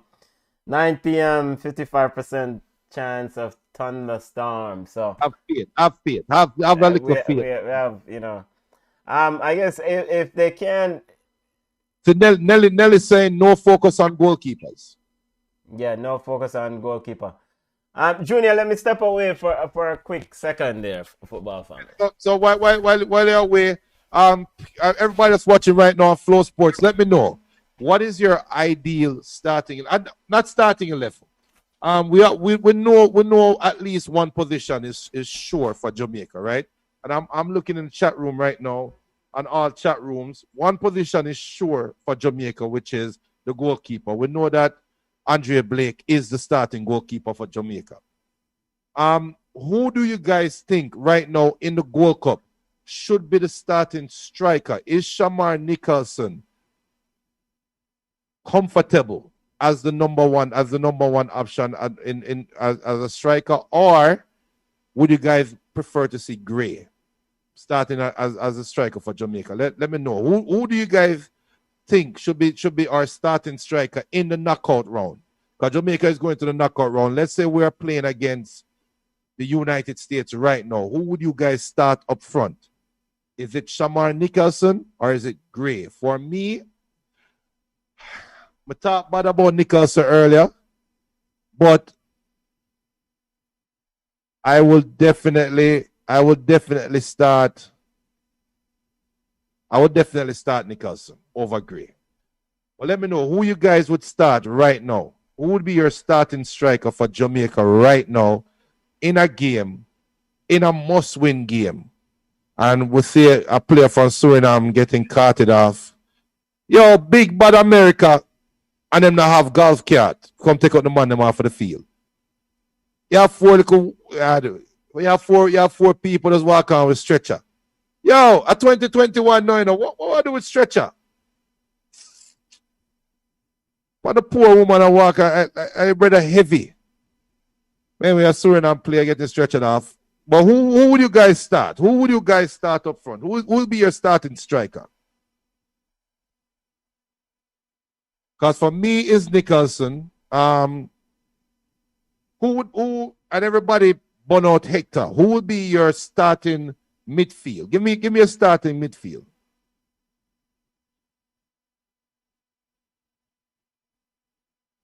Big up to Kevin. Kevin saying SRAT is kickback game. I don't know if that's a typo, but we're waiting on the game to start back. That's what we're doing right now. The game is currently in a weather delay. Shemai is saying he'll play a false nine. Strikers not producing the numbers. So who would you depend on? In a false nine, is it Bobby Reid will be playing the false nine for you? And if Bobby Reid is playing the false nine for you, Shemai, where would Liam Bailey play? Because I think Liam Bailey is dependent on having a target man up front, right? Coming from the wing. And Hasselbank, aka the bowling ball. Anybody watch when Jamaica played against Suriname? I call Hasselbank the bowling ball. That brother, the boy. Nelly's saying I would play Nicholson. I would definitely start Nicholson, but we know Bailey will play, right? Who would you start? We know Bobby Reid. I'm going to go out on a limb and expect everybody to say Bobby Reid will play. Wow, Robs is saying he'll play Flemings and Burke. Okay. I never think Corey Burke would have been an option, but all right. And Junior Flemings, I would definitely give Junior Flemings a run on the left wing still. I I don't think, I'm big up Junior Flemings, no disrespect, my general. But I think Junior Flemings is best served coming from the wing. I don't think Junior Flemings is best served playing straight down the middle of the field because of the lack of physicality. And with Jamaica playing the way how Jamaica play football, with their possession style, I think we need one of those bustling strikers, towering strikers. And Suriname almost score again. Yo, this Guadeloupe keeper, he man just love drop ball and bounce ball in front of him. You know, some of them goal they're going to score. Watch. Turam he's ready to go home, Junior. He's ready to go. As it pertains to Corey Burke, Jr., he's been, in my opinion, one of the bright spots for the Reggaeboyz when he got on the field. Yeah. And actually, you know, I'm a bit surprised they didn't go ahead and just give him a start today. You know, let him combine with Andre Gray rather than him and Corey Burke, him and Nicholson starting. But is it that type of things that Corey Burke is best served coming off the bench? Where if it's one thing, and hopefully people give Tapa credit for this. Harris Logan asking what to score. With currently in a weather delay, Harris, only 3 minutes gone in the game. And the score is 0-0. Yeah, Nelly Cool saying, if I should choose someone to start, I would play Burke with Bailey and Flemings on the wings. Marlon Cooper, Jamaica doing Marlon Cooper saying Jamaica is doing well. But yeah, Benton, one thing we have to give Tapa credit for. His substitution pattern, he seems to get it right. All his substitutes come on and are producing, number one. And number two, they don't seem to skip a beat. I don't see any lag time. Granted, it's against Suriname and Guadeloupe, but it seems like Tapa and the coaching staff, it seems to know when to flip the right switches, right? Yeah, he's made some good decision in terms of the subs in this tournament. I mean, I don't. There are those who have problems with Tapa, and I can understand why. But I'm a Tapa fan. I mean, Tapa work with what him have. I work with a federation that's not always the best. So I mean, no, it would be nice if Tapa can win something because he's taken us to two Gold Cup finals, and he hasn't been able to take us over the top. So, Junior, do you think that Lamar Walker should have gotten a start here? Yes. He's surprised he hasn't seen many minutes in this tournament. Yeah, and it's not like our production. Like the first thought that came to mind is yes, because I could not say why, because we're not really producing going forward, right? Well, yeah, we're creating chances, we're just not scoring them. But do you think the chances are coming consistently? I don't think we're creating consistent chances. Yeah. They come in bunches. And I think Lamar Walker, McGee. It's the thing with Jamaica. And update from Concacaf Gold Cup.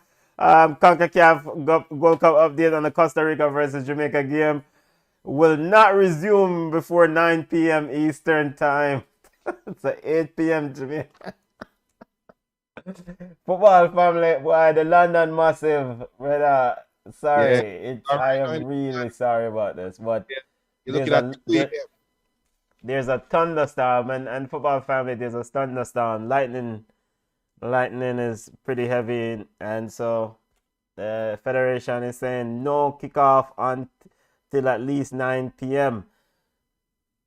Junior, we continue our intermittent update on Guadeloupe versus Suriname, 72nd minute, as Guadeloupe and Suriname currently tied 1-1. Guadeloupe playing with 10 men. And Guadeloupe is attacking, and that is the weird part, is that they are playing like they are the ones that have an extra man on the field. Yep, they're playing. Yeah, they're playing like I think Suriname seem to have run out of gas. Nelly saying Burke can give you that type of player. Reply saying, I thought the match was suspended. We're just talking about that. Nelly Cool saying it seems Burke is not 100% match fit. Nelly is also saying number 22 is a good change for Hector. He looks very good in the back. Yeah, that's it's Devon Speedy Williams. Gabriel Linares said update the match between Costa Rica and Jamaica will not resume before 2022. Big up, Gabriel. Big up yourself, family. Somebody asked that question. Let me see if I find that question. Hold on. Shaman said player falls 9, strikers not producing the numbers. Say you play Bobby Reed and put Flemings on the left wing, Bailey on the right wing. Robs is asking, how comes Darren Mattox is not playing for us? Good question. Good question. Go ahead, Junior. No, go ahead. I'm asking if you have an answer. Good question. So last time was Darren Maddox. He had a transfer to a club in I'm trying to remember where in Africa, and he started. There was a lot of fanfare, and then things kind of peter out. So in terms of minutes on the park, I don't know if he's getting a lot of minutes in terms of playing time. But I think he was at a club in Sudan that he joined somewhere there. I don't know where Darren Mattox whereabout is. Sandoval Antonio says, no, cancel the match and give Jamaica the 3 points. Everyone knows Jamaica was going to win. Okay. All right. I'm looking at the radar right now for Orlando. And so people, since we just a kill time, put on my Rye Forrester hat right now. Real Rye Forrester. Only thing we need is like a bald spot on my head. Now, the storm, the major storm has passed over Orlando. So all of the thunderstorms is to the northeast of Orlando, and it based on the radar here, and I'm depending on the Weather Channel app, it is going offshore. There is another spot of heavy thunderstorms that is coming, which is probably why they're saying that they're going to wait until 9 p.m. But after that spot, then the weather will clear up. So I am pretty confident that the game will be starting at 9 p.m., which is 27 minutes from now. Imagine Roy Forrester Jr. at the wheel, Ballchat covering everything, cricket, weather. In fact, you know what? While we are at it, let's give the football family update on the West Indies versus Australia ODI match, because Flow Sports is the home of cricket. Big up to Barry Wilkinson and the entire cricketing family on Flow Sports. Australia made 252 in their 50 overs. West Indies 33 for 6. The job. West Indies 33 for 6. Wait, hold on. Am I seeing this correct? Hold on. Yo, I used to play cricket for Wolbers and also Arden. I'm going to tell you something.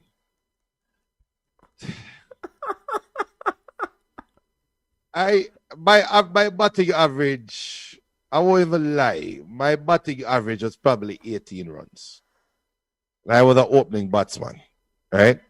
A professional cricket team should not be making 33 runs with 6 wickets gone. Unless them start to the bowlers first. They're opening. I'll leave the regular batsmen. You look for the cricket team, you have a specialist batsman, Yeah. you have a specialist bowler, and they have the all-rounder.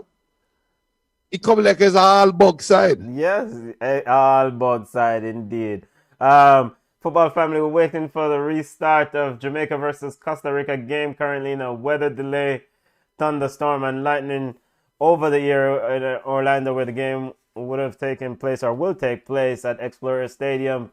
Current game was interrupted at 3 minutes in the first half. It was 0-0 at the time of interruption. So we're talking football, we're giving sports update, and and we're giving weather update. Go ahead, Junior. Big up D-Wise. Big up D-Wise. Look for the sword and brother hold on for Annette shirt. The Ras. Hold on for the Ras shirt. The Ras stomp him in the belly a while ago. So just I want to let the cricketing world know, Australia made 252 for 9, and West Indies 33 for 6. Yo, this is a football channel, and for all those who don't know about cricket, for cricket is 2 batsmen playing together, right? And you have 11 players on the team, and you have goal. Yeah, Suriname taking. You see how Guadeloupe pushing for that win. Well, I guess Guadeloupe can say they're leaving it all on the field. The bowling ball score. I think that's Jimmy Floyd Hasselbank's nephew, I believe. You think so? Yeah, no. It was confirmed. It's either his nephew or his cousin, but that's the bowling ball. But anyway, in cricket, if you have 6 guys out for 33 runs, they should never ever play cricket again in life. In life. That means that you are scoring an average of 5 runs per. Yo, nobody had to put head no more about cricket, man. Yeah, we won't do that. Big up, hold on. Big up to Sharon Bless. Sharon, I apologize, Sharon. And I'm going to apologize for everybody in the chat as well. You asked a question. Let me say your question, Sharon, because I don't want you to be angry at me. Sharon is asking why Sportsmax are carrying the match. Seeing it is being played overseas, anyone know? The game is being played on Flow. So you can watch it on Flow. But right now we're in a weather delay until 9 p.m. So it's on Flow. We cannot show it on YouTube because we will get shut down instantly. DY is saying that's 5 runs per person. Yes, DY is 5 runs. That is 1 run and a boundary, and then you're out. But you're a specialist batsman. Yo, talk about football, yeah, man. Better, who is your favorite? You talk about Tony Bug Aglid earlier. Durant Brown or Anthony Corbett? Oh, that's a tough. I mean, I have to go with Tatty Brown. And it's the only fact that I watched Tatty Brown while I was in school, and of course emerged through the ranks. I saw Corbett at the latter years of Corbett, but he was still good, you know.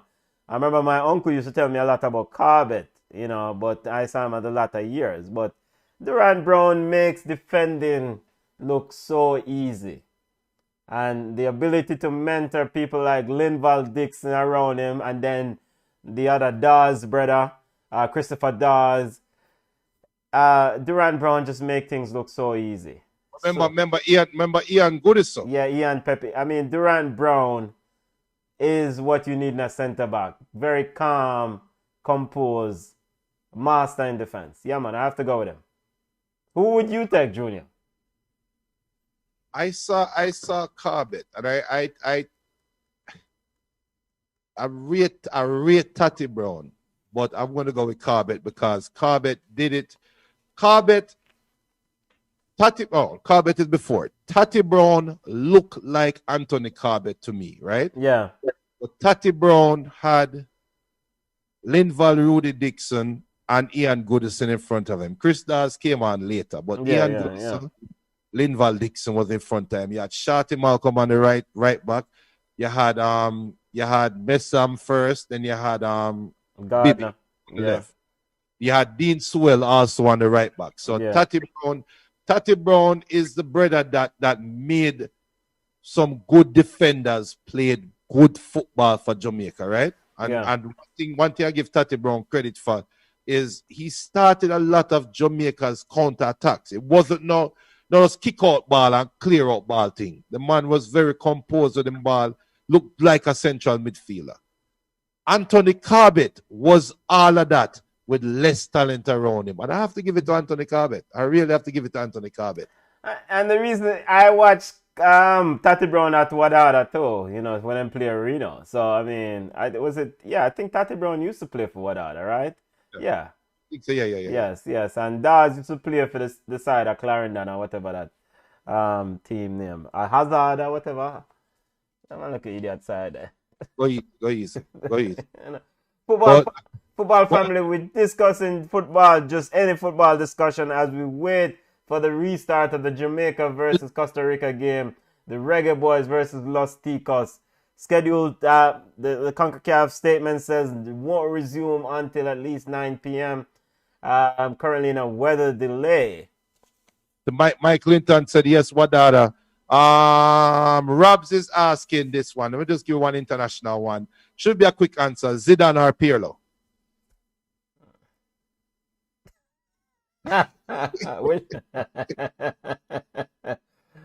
Ooh, Zidane. I'm going with Zidane. Zinedine Zidane. Yeah. I am going to say something that is very blasphemous. I'm going with Zidane. I want people to remember the context. 1998, I was in Jamaica, right? I never rate Zidane until 1998 World Cup. Really? I couldn't get the hype around Zidane till 98. Well, nobody cost me off again. But prior to 1998, I was living in Jamaica with limited access to Juventus and to, well, Real Madrid was later, but limited access to Juventus. Yeah. So all I saw was little highlights of Zidane. Big up Virgin Jeremy and Samuel Zidane and Bala. But when people talk about Zizo, I'm a Brazilian fan. When Brazil play against France, I say, oh, I dead man. No man will look like Pope John Paul can beat my side with the ball in the top. And when Mrs. Zidane on my side, I say yes, a general. But Pirlo is a different type.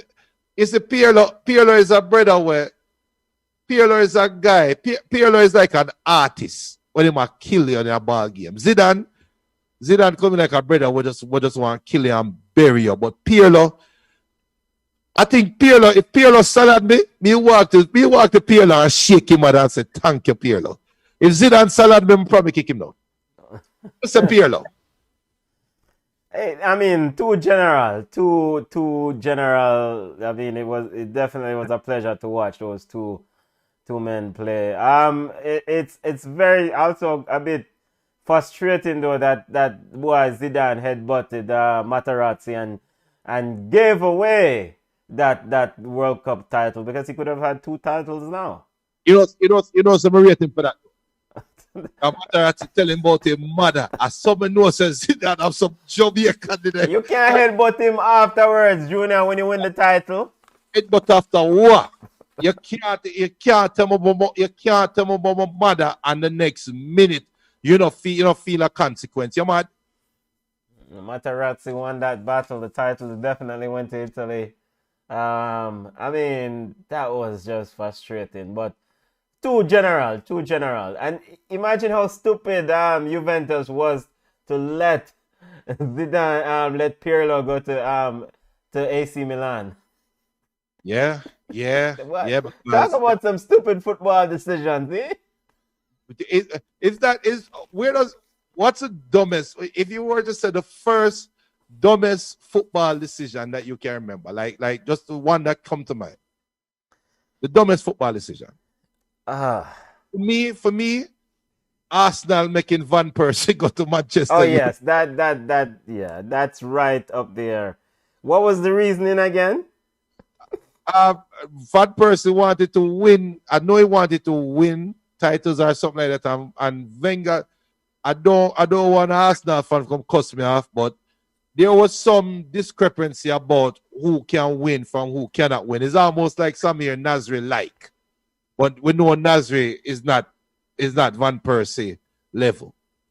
But it was something about Van Persie leaving wanting to win. And Wenger basically never fight to keep him. Yeah. And just the Juventus picked up Pirlo from AC Milan. I mean, I know Fabian team AC Milan regretted that move for years. How do you let that baller go to AC? And Juventus immediately rose because of his move. So there's a lot of them, you know. There is a lot of them. I can't think of one. I'm sure Patrick Kluivert going to Barcelona and then trying to build a side around Patrick Kluivert. Is that bigger than Arsenal making Henry go Barcelona? Well, Arsenal are going to do Arsenal things, so we're not surprised. But you know, watching Barcelona in the 90s and with this Patrick Kluivert as striker, I was like, oh, them think they're foolishness. And yes, I mean, he had a lot of hype playing for Netherlands, but it never translated into something successful at Barcelona. This is a good one. Shema is saying Barcelona stalling to sign Stefano, and Real Madrid run in and get him. Yeah. Yo, the man go way back for that one there, you know? Yep. But why Barcelona just don't get me started? So another comparison, Jamaica comparison. Yeah. Hector Wright, Fitzroy Simpson. Fitzroy Simpson. Both left footers. Fitzroy Simpson, hands down. Hector Wright a baller. I give him all the credit, but Fitzroy Simpson. If you remember that run to that '98 World Cup, the work rate that Fitzroy Simpson and showed in that tournament, that qualifiers. I mean, back and forth, connecting midfield to the defense, always an outlet when Matt Goodison get stressed. Always give them an outlet. I was impressed with Fitzroy Simpson. Hector Wright a baller. He has a wicked shot. But I don't see Hector Wright doing all that work, recovering and connecting the I want to be in the middle. Yeah. I agree. But Hector Wright is a brother where everybody try and mimic that left foot. Everybody try and mimic it. But Fitzroy Simpson's work rate was definitely at next level still. Yeah, man. Football family, we're waiting for the Reggaeboyz Costa Rica game to kick off. Imagine it. So Guadeloupe and Suriname are in the same group with Jamaica and Costa Rica. So they flew Guadeloupe and Suriname to Texas for this matchup that's taking place.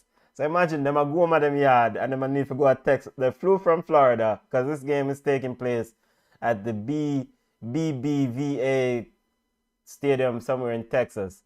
And they flew them from Florida to Texas to play this little one match. So them go at them yard. I mean, it's a meaningless game. But the buddy can go eat some good food at Texas, man. Ah, man, come on. All those that are watching, I just saw an update from the FS1 channel saying that the Costa Rica Jamaica game will resume on FS2. So if you have FS2, you can watch it on FS2. That's Fox Sports channel, the second channel, or you can watch it on Flow Sports. If you have an app, so everybody use app right now. You can also watch it on the Fox Sports website, and whether it's on FS1 or FS2, you'll be able to see it. B-Wise is asking, what do you guys expect to see from Tariq McGee in the game? I'm excited. I'm really excited to see him play. He has a lot of talent. Very skillful player. I don't expect a ton. There's not these high level expectations of him. I just want to see how composed he is in possession of the ball. Watch your fight. What them look a bug side, yeah. Guadeloupe and Suriname players embroiled in a fisticuffs in the middle of the field in the 92nd minute of the game. The two side them a go home and the man them a fight. I'm telling brother, yeah, watch out. Yo, watch it. You see the Rasta. You see the Rasta. Yeah. You see Rasta Guadeloupe. Anette. The Rasta come in there big and say, my yacht. Hey, watch the lines, man. Look at the lines, man. Back Yeah. with the flag. Yeah, man, just like you want to drip up the lines, man. But I mean, as it pertains to answer the question with Terry McGee, see him keep the ball moving. Don't put himself under any stress. Keep the game simple and make your passes in terms of moving the Reggaeboyz forward. And the fight occurred. Watch out. So the reason for the fight is that a foul was committed, and then the Ras or someone, I think Annette, kicked the ball on the player while he was on the ground. And the Suriname players are not happy with this. Yo, everybody look like some prep schooler. I be puff chest. Yo, my yacht. Poof, my yacht. Poof. I be a puff chest. I go on. Yeah. So what do you think of Terry McGee, Junior? I think he's going to get his opportunity to shine in this game because the Costa Rican midfield is slow. So I think he's going to get his chance. So what? Look at the referee now heading over to VAR to take a look. When he just starts, can he decipher who's the culprit in that mess?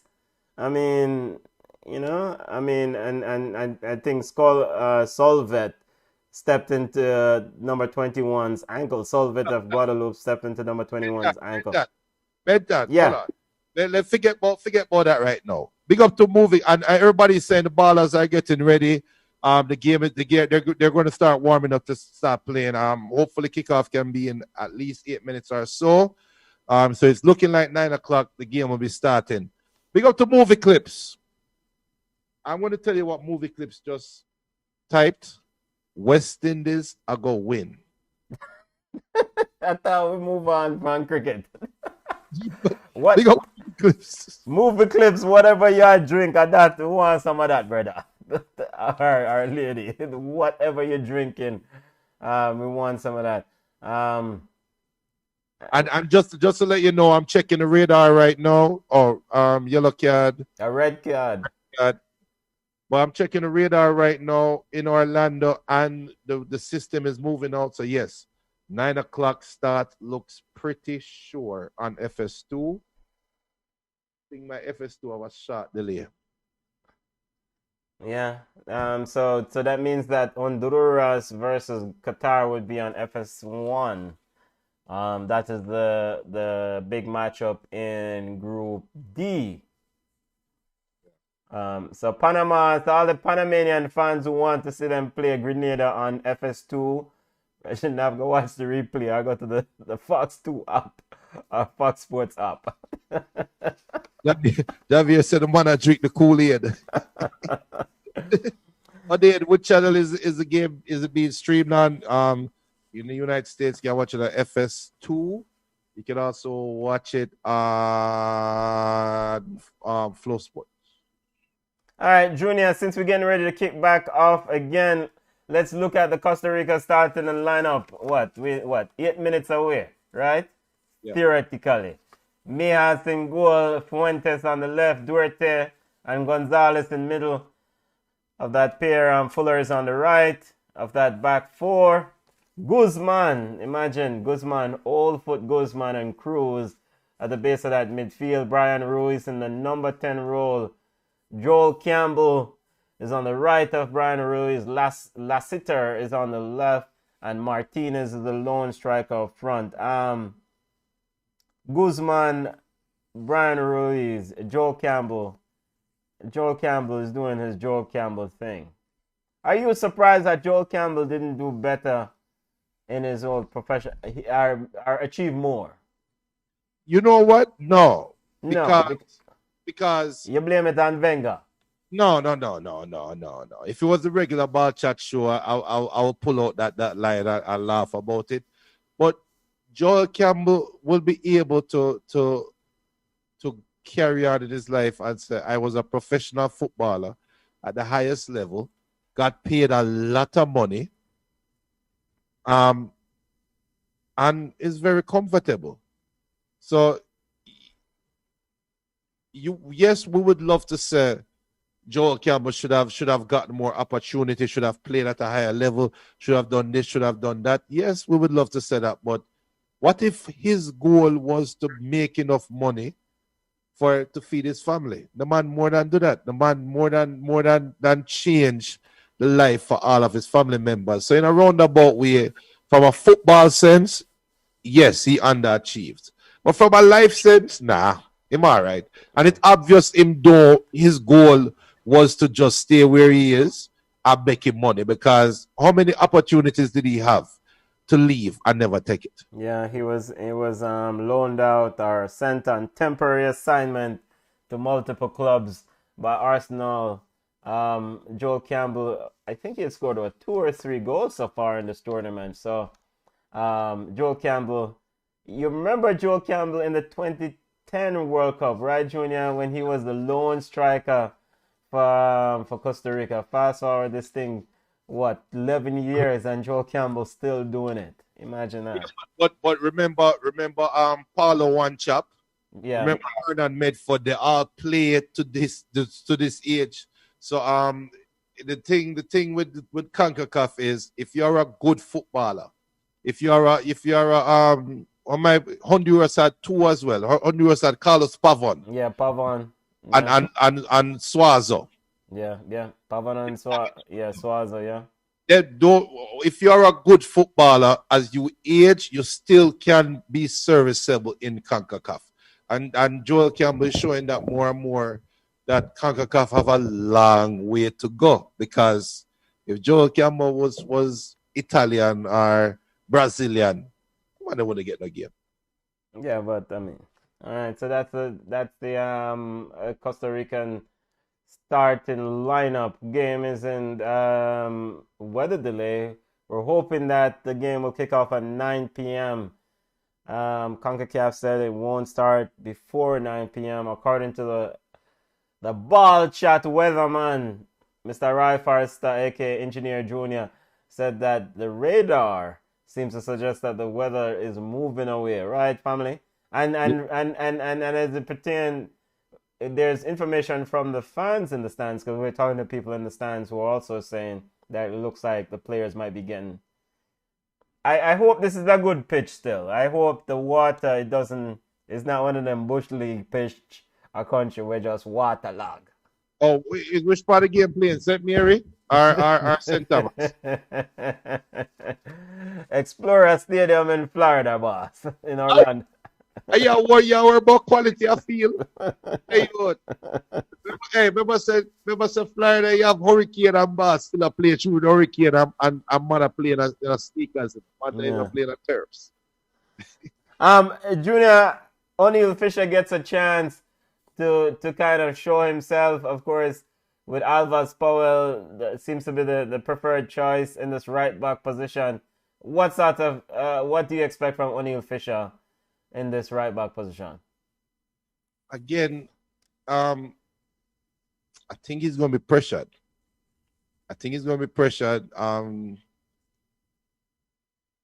As old as Ruiz is, he's still a baller, right? Ruiz likes to operate in that channel on the left side in between the fullback and the center half. So communication is going to be key.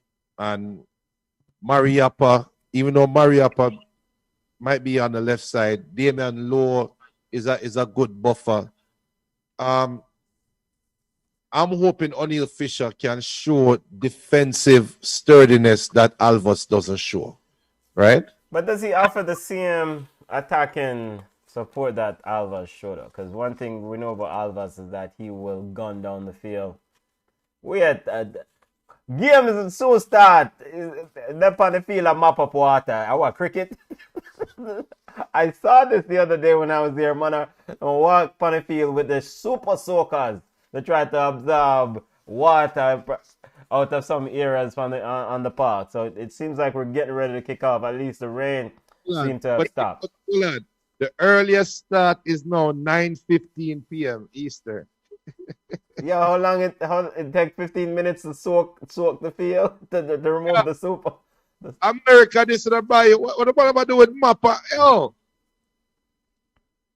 All right. go get the golf cart and put some on it, man. But Mark had a question. Mark said this question is a bit off the current topic, but I'm a bit curious. Of all the past Reggaeboyz players that are still alive, who would be a great fit as the under-19 team coach? Would be a great fit for the under-19 team coach of all the past Reggaeboyz that's still alive. No. I'm going to go into semantics. Reggaeboyz. Does that mean that is I know. I have an answer. Who you have? Paul Young. Yeah, easy answer. Yeah, Paul Young. Paul Young. Mark, that easy answer. Yeah, I Paul agree. Young. I watch. Or Altiman Butler. Altiman Butler. I watch Paul Young coach. I think U15 and U23 football here in Atlanta, and Paul Young is a teacher. He's a teacher. He's definitely a good coach. Quite successful too. So big up to Paul Young. He's my choice to take over such a role. I'm going to be different. I'm going to say Altiman Butler. Okay. Jermaine Sinclair is saying Bibi.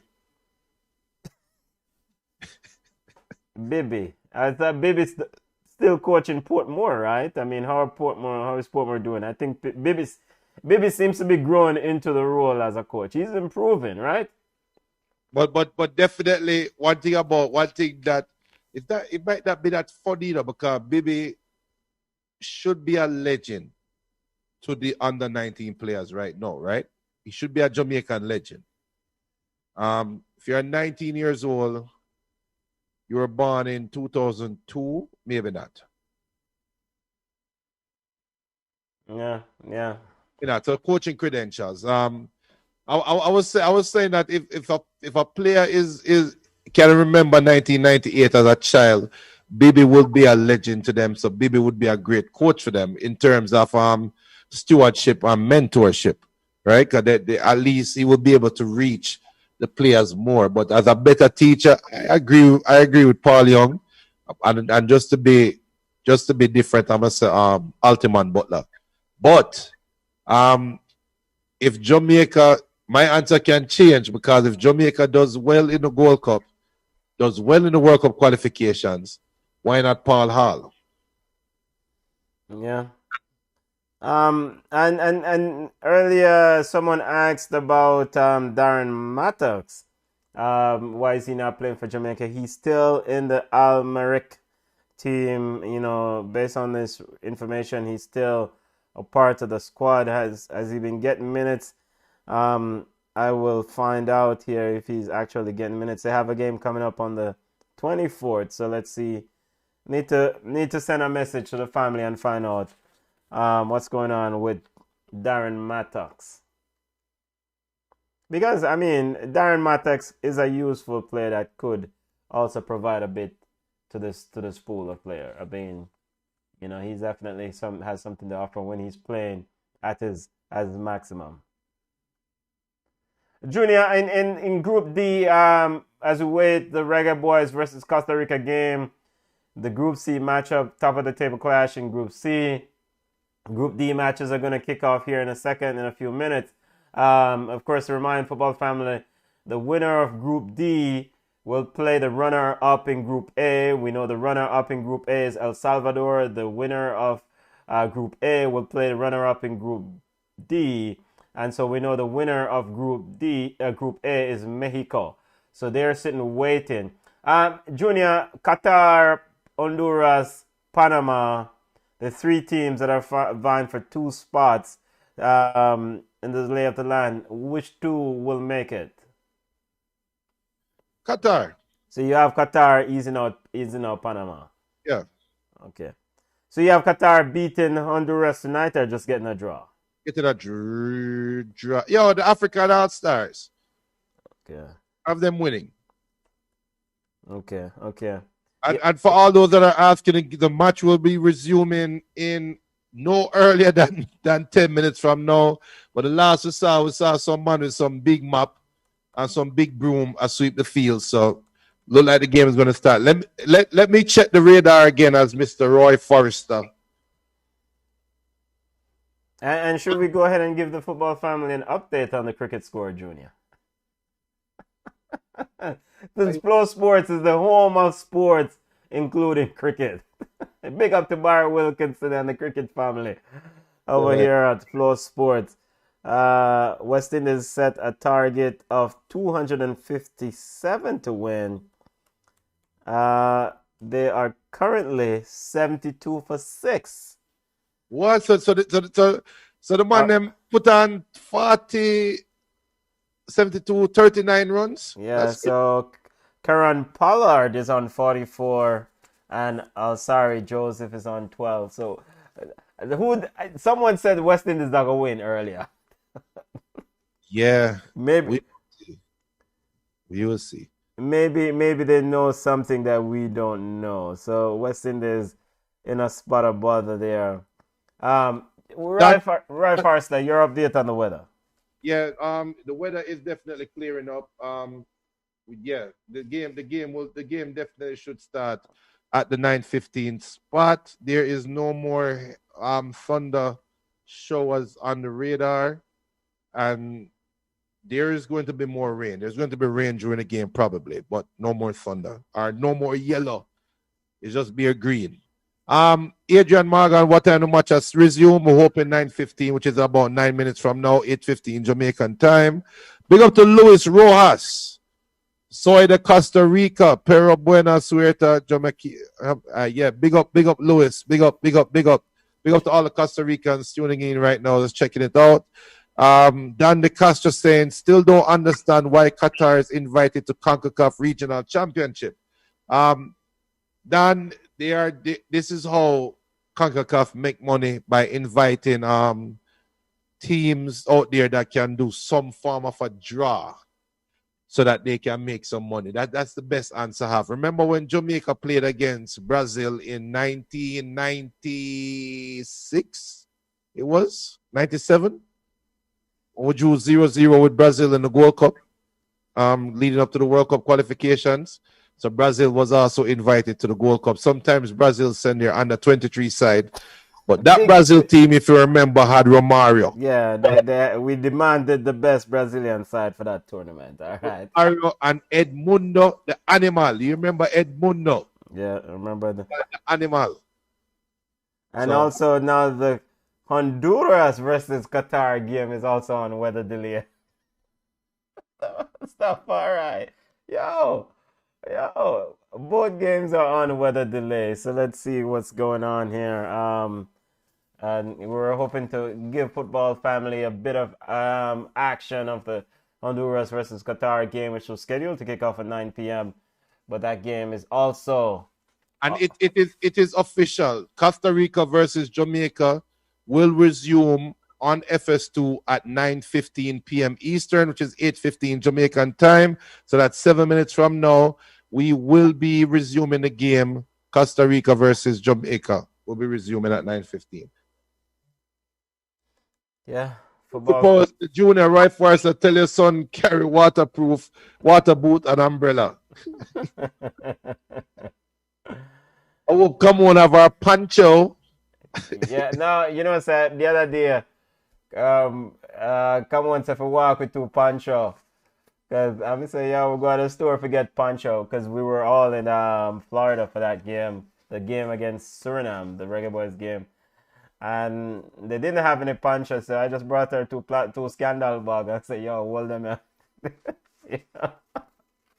So, and Dan the Castro saying Qatar is a draw. Laugh out loud. Why not Italy? Look, Italy just finished playing the Euro Championship and Qatar is hosting the World Cup. So that's why it's a good draw for them. Rudy Predict. Sorry, Rudy, if I'm not pronouncing your last name properly. Hello, are you both from Jamaica? Greetings from Slovenia. Yes, Rudy, we're from Jamaica. Big up to all the Slovenians watching right now. Not hopefully here that the match will be starting in about 6 minutes. Adrian Morgan saying when the match will resume, everybody is ready for the Costa Rica versus Jamaica game. Benton. And Junior, you have a message apparently Orlando Pride's own Miss Kanye Plummer is at the game. Big up yourself, family. Hey, people, Big up Kanye Plummer.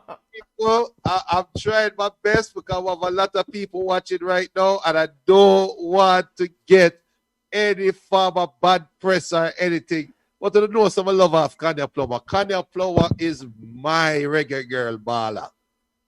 We rate her to the max. We love her as a footballer. The reggae girl's captain herself. She's in the stands. Big up yourself, Kanye Plummer. She's my number 4. So yeah, people that are watching on the take on the eye off of Kanye Plummer. All right. Football family, we're getting excited. What's our score prediction that you have for this Costa Rica game? 4 minutes away from kickoff. Jamaica need this victory to set forth to go into the next round with a little bit of authority. No, you can't just creep into the next round. You want to go in, kick down the door, and said you have entered. Official score prediction for this one, Junior. 1-1. 1-1. Yeah. Yeah, well, that's not gonna help Jamaica, brother. And football family, drop in the chat score prediction for this game against Costa Rica. Your everybody put in your score predictions now. Put in your score predictions now. What are your predictions for the game? Everybody put the score predictions in right now. And the boys are on the park, running around. Watch out. Players warming up, getting ready to resume the play. Of course, it must be tough sitting in that dressing room waiting for this to pass. Big up Cashew Red. Cashew Red, so I take off from work to watch a game. Shaking my head, even get a half point for my record. Oh no, that means that she gets speed. Sorry here, Cashew. Adrian Morgan says 2-1 Jamaica. HB Venom says 4-2 Jamaica. Jermaine Sinclair 3-1 Jamaica. Linga Hitham saying who win? You tell me, Linga, who you think going to win? Owen Gale says 2-1 Jamaica. Javier Davis says 2-0 Jamaica. Sheldon says 2-love Jamaica. Kimikali says 2-1 Jam Dong. CR7 says Jamaica 2 Costa 0. Adrian Morgan. Time Finko. Alex Fletcher said 1-love. Dino saying Concacaf should have a Premier League from September to March. Example, Jamaica Star Brigade versus Canada Red Force, USA FC versus Mexico Eagles, and by players. Rohan Daly says Jamaica 2, Costa Rica 0. Another says Costa Rica 5, Jamaica 1. Another. Careful. Man, people are throw some back after FHD acting if the game is suspended. No FHD. The game is going to kick off in 2 minutes. Put your score predictions in right now. Real out and bad says 3-2 Jamaica. Nelly says draw. Rohan says 2-2. Avril says 2-1 Jamaica. Anthony Kerr said what station is playing on in the United States? It will be on FS2. Akila Ellis says 1 Jamaica. Reggaeboyz kick down the door. Reggaeboyz win this game 2-1. 2-1. Reggaeboyz win. Kofi Power says 1-love Jamaica. 1-love Jamaica. Big up yourself, Kofi Paul. Big up yourself, family. Football family, we have regular or flagship Ballchat show every Sunday 5 p.m. Eastern Standard Time. Wherever you're watching us on, just join us. We'll discuss EPL, global football. Of course, we'll discuss Jamaican football in our Yard Ballers segment. But we'll discuss transfer market as Manchester United look to prepare for another year of running in the EPL without a title. So Javier should be on FS2. The game should be coming on FS2. I'm watching it on the app. Kevin De Sosa says 2-0. Rob saying thought Keylor Navas was going to be Costa Rican keeper. No, he took the tournament off. Anthony Kerr says Jamaica 6-love. Jassy Dan says 2-1 Jamaica. Dino Daly says Costa Rica go win. All right. Marciana Clark says, which site can I view it on here in Jamaica? Yeah. You can watch it on, I know it's on Flow, but which site in Jamaica? Can somebody help Marciana Clark, please? Andre Gray doing a lot of talking in the huddle. O'Neal Fisher also doing a lot of talking. The Reggae Boys is getting together. Andre Gray doing a lot of talking. Maria Patel, the goalkeeper, Barnes. Get yourself in another huddle, brother. One to you. Barnes in goal. Maria Palo in centre back position. O'Neal Fisher on the right. Kamara Lawrence on the left of the back four. We have Tariq McGee, Daniel Johnson, Devon Williams, Speedy Williams in midfield. Turgot, Andre Gray down the middle. Turgot on the left. Gray down the middle. Junior Flemings on the right. Reggae Boys versus Costa Rica. We already did the Costa Rican starting 11. Let's remind listeners of the Costa Rican starting 11 real quickly. Mijares in goal. In centre back position, Gonzalez and Duarte. On the left side of the back four, you have Fuentes and Fuller. On the left, Fuller is on the right. In midfield, you have Guzman and Cruz. And the number 10 role, you have Brian Ruiz. On the right side of Ruiz, you have Joel Campbell. On the left, you have Lassiter. And up top, you have Martinez. I expect Joel Campbell to float more into that central role once this game kick off. Reggae Boys versus Costa Rica. On the referee, I push Junior Flemings up. All right, we're about to start off. Ball drop on again as we restart the play. Back, Costa Rica gets Joel Campbell, gets us going. Ball is with Fuentes. Fuentes knocking it around to Duarte. Duarte looks for Guzman in midfield. Pressure from Andre Gray. Watch out, we had Andre Gray running out hard, Junior. 0-0. 0-0. We're in the 3rd minute of play. 0-0. We're entering the 3rd minute of play now as the Reggae Boys, Costa Rica knocking it around at the back.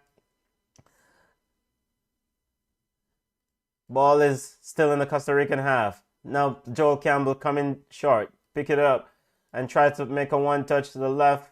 Ball is knocked out for a throw to Jamaica. Throw into the Reggae Boys as O'Neal Fisher will take the throw. O'Neal Fisher takes it to Devon Speedy Williams. Fisher then puts it upfield. Junior, Daniel Johnson takes the ball off Guzman. Guzman to Junior Fleming.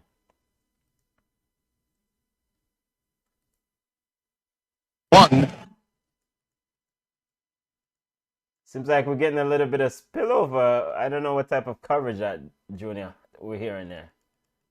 Hold on, it might chip in again. Hold on, sorry. Is that your... It's off now. You should be good. My stream is behind, so I'm trying to catch up. Okay. So 4 minutes into the first half, the Reggae Boys and Costa Rica currently tied at 0-0 in the first half. Boy, Salima, I know it's on FS2 for sure. I wish I could help you. If you have a subscription, if you're watching, you're not missing anything right now, but if you're watching on any app, you can go to the Fox Sports channel and try to log into your service provider. And you'll be able to get the game there. Damian Lowe looks to find Turgot, but the ball is cut out and a foul to Costa Rica. Costa Rica foul on McGee. Young Tariq McGee getting a chance to show his stuff. Football family looking forward to see what sort of play McGee shows here. Costa Rica with the ball, knocking around in their half. Junior, the play in the Costa Rican is pretty slow. So they're just taking their time. Duarte, long ball over, looking for Lassiter. Cut out by O'Neal Fisher. Ball is back to Gonzalez. The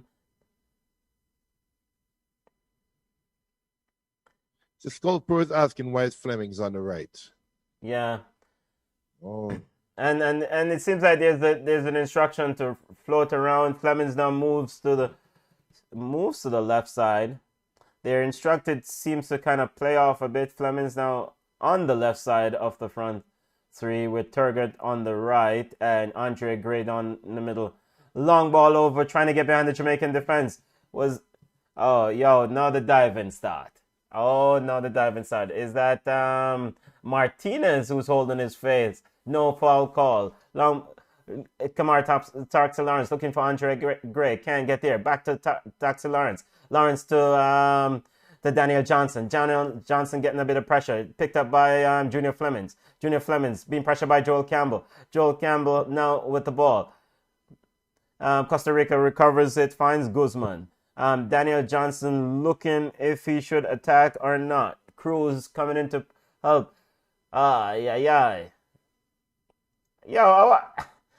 Costa Rica in, but goalkeeper Barnes quickly out of his goal as the ball ricochet, as Mariappa tried to break up a play, ricochet off Martinez. And so they're replaying the hit in the face. It was accidental. Martinez wanted a free kick off the Mariappa. And so the Costa Rican players, they are going down. Now Lopez is down on his knees after getting slapped in the face allegedly by Flemings. We have a stop in the play. And there's no puddles on the field that we can see. The field looks to be in good condition from our vantage point. We're not sure. The ball seems to be bouncing through. Yeah, the ball seems to be moving quite well. Cruz for Costa Rica in the center circle. Plays it back to Gonzalez in defense. Gonzalez look for Guzman. Finds Duarte. Guzman then finds Duarte. Reggaeboyz giving the Costa Rican Brian Ruiz dropping deep to what? Yo, you can't make them on there just decide what they want to do with the football, brother. I can't make Brian Ruiz decide. Costa Rica pushing forward into the attacking third. The cross from Fuentes headed out by Taxi Lawrence. Ball is back to Fuentes. Cross into the box. Almost out for a corner kick, but it's goalkeeper saved it before it went out. Our offside's been called. Yeah. Junior, it seems like the Costa Ricans are ready for dive. It's not only that I'm ready for dive, but they are a step faster than Jamaica right now. You think so? Yeah. Okay. We are chasing the ball. I think Jamaica is chasing the ball right now. Yeah. Goal kick to the Reggaeboyz. Barnes is getting ready to put it back in play. The 8 minute of action, 0-0. Taxi is lucky though because he had both hands on the Costa Ricans' back. Yeah. Devon Speedy Williams looking to find Andre Gray. Is it the instruction that Andre Gray should come deep and try to connect the play? Reggaeboyz looking a little bit disjointed. Interception by Devon Speedy Williams. Find Daniel Johnson. Daniel Johnson looking to find Junior Fleming. Intercepted by Cruz. Back to the boys is just giving away the football here. It seems to be a free kick. And Daniel Johnson is down and needing a bit of attention. He's slowly getting up. He's getting some help from Guzman, who seems to may have knocked him on his. It was a nice sort of. Junior, what's the football family saying? 0-0 in the 9th minute of play. Junior Fleming's looking very lively, looking to get on the ball. Free. I don't see people asking about the conditions of the field. But big up to Dave Marshall. How can I watch it? You can watch it on FS2. The overall impression though is I sense a little bit of nervousness from everybody watching the game who are supporting Jamaica. I think this is a very nervous start. Foul on Guzman by Daniel Johnson. He tried to push the ball, push some pressure on Guzman. You can see Costa Rica is looking to play between Guzman and Brian Ruiz. They're looking to find Guzman. Daniel Johnson's trying to disrupt that play, and the ref called a foul. Ball is with Costa Rica. Johnson is getting very agitated because he's doing a lot of work right now. Yeah. Free kick to the Reggaeboyz, quickly taken by Junior Fleming. Junior Fleming plays it to Stevie Williams. Speedy Williams. Speedy Williams in midfield, having some time to survey, look around, finds Kamar Lawrence on the left. Lawrence to back to Speedy Williams. Speedy Williams to Junior Flemings. Junior Flemings with a nice little pass, trying to find Andre Gray, intercepted by Gonzalez. Now Costa Rica coming out. Fuentes with the ball, trying to find. Martinez is breaking away for Costa Rica. He's looking to find Joel Campbell, cleared away by Onel Fisher, who made a very good recovery there. But that was a bit disappointing that Martinez was able to get behind Mariappa so easily. Onel Fisher making a very good play to intercept as the ball ricochet off Joel Campbell out for a show to the Reggaeboyz. I think it looks like there's some communication issues. The ball, we cannot maintain possession of the ball for more than 3 passes right now. Costa Rica is in the ascendancy. Let's see how the game. Costa Rica played around. Guzman with a sweet pass to Fuller. Fuller a little bit overhead, but you can see Guzman getting on the ball, getting time to turn and distribute, trying to find Fuller down the left side of the Jamaican box, but the ball ran out for a goal kick to the Reggaeboyz. Barnes with the goal kick. Costa Rica putting a little bit of pressure. Reggaeboyz passing the ball. Barnes passing to Mariappa. Mariappa trying to knock it upfield, and seems to me may have Costa Rican accident if it crossed the line. Held up nicely by Junior Fleming, looking for Daniel Johnson. He's fouled. Junior Fleming is fouled. So free kick to the Reggaeboyz. Blair Torgat's got to get into the game. We have to get something on the right side of this this thing going. Ball is with Damian Lowe. Damian Lowe to O'Neill Fisher on the right. O'Neill Fisher looking for Tariq McGee. Tariq McGee back to O'Neill Fisher. The top of O'Neill Fisher. Fuller making the run. Junior, can you please cut off your Fox Sports stream there? We don't want to hear the American feed. But to Devon Speedy Williams getting a bit of pressure. Devon Speedy Williams, nice ball to Tariq McGee. Brilliant turn in the midfield by Tariq McGee. Dribbles at the Costa Rican defense. Finds Blair Torgat on the south side. Ball into the box for the Reggaeboyz. Shot! Goal! Just wide. Kamar Lawrence in. Brilliant play from Tariq McGee. Started that. Ooh. Tech beaten, boy. Tech beaten. Gets by 2, run out of defense, laid on for Blair Torgat, who laid it on a plate for Kamar Lawrence, cut in the box. Kamar Lawrence couldn't find it. That was impressive. Your thoughts, Junior? You see, they're doing this in spurts. I want to see more consistency, but Jamaica is starting to find their footing in the game. Yeah, Jamaica on the left side, on the attack. Daniel Johnson shot from. I'm trying to see who the corner kick to the Reggaeboyz. Tariq McGee getting involved in the game, picking it up on the left. The initial play was on the right. Now he picks it up on the left. A shot from 19 yards out, ricochet into the stands. A corner kick to the Reggaeboyz. Blair Torgat steps over to take it.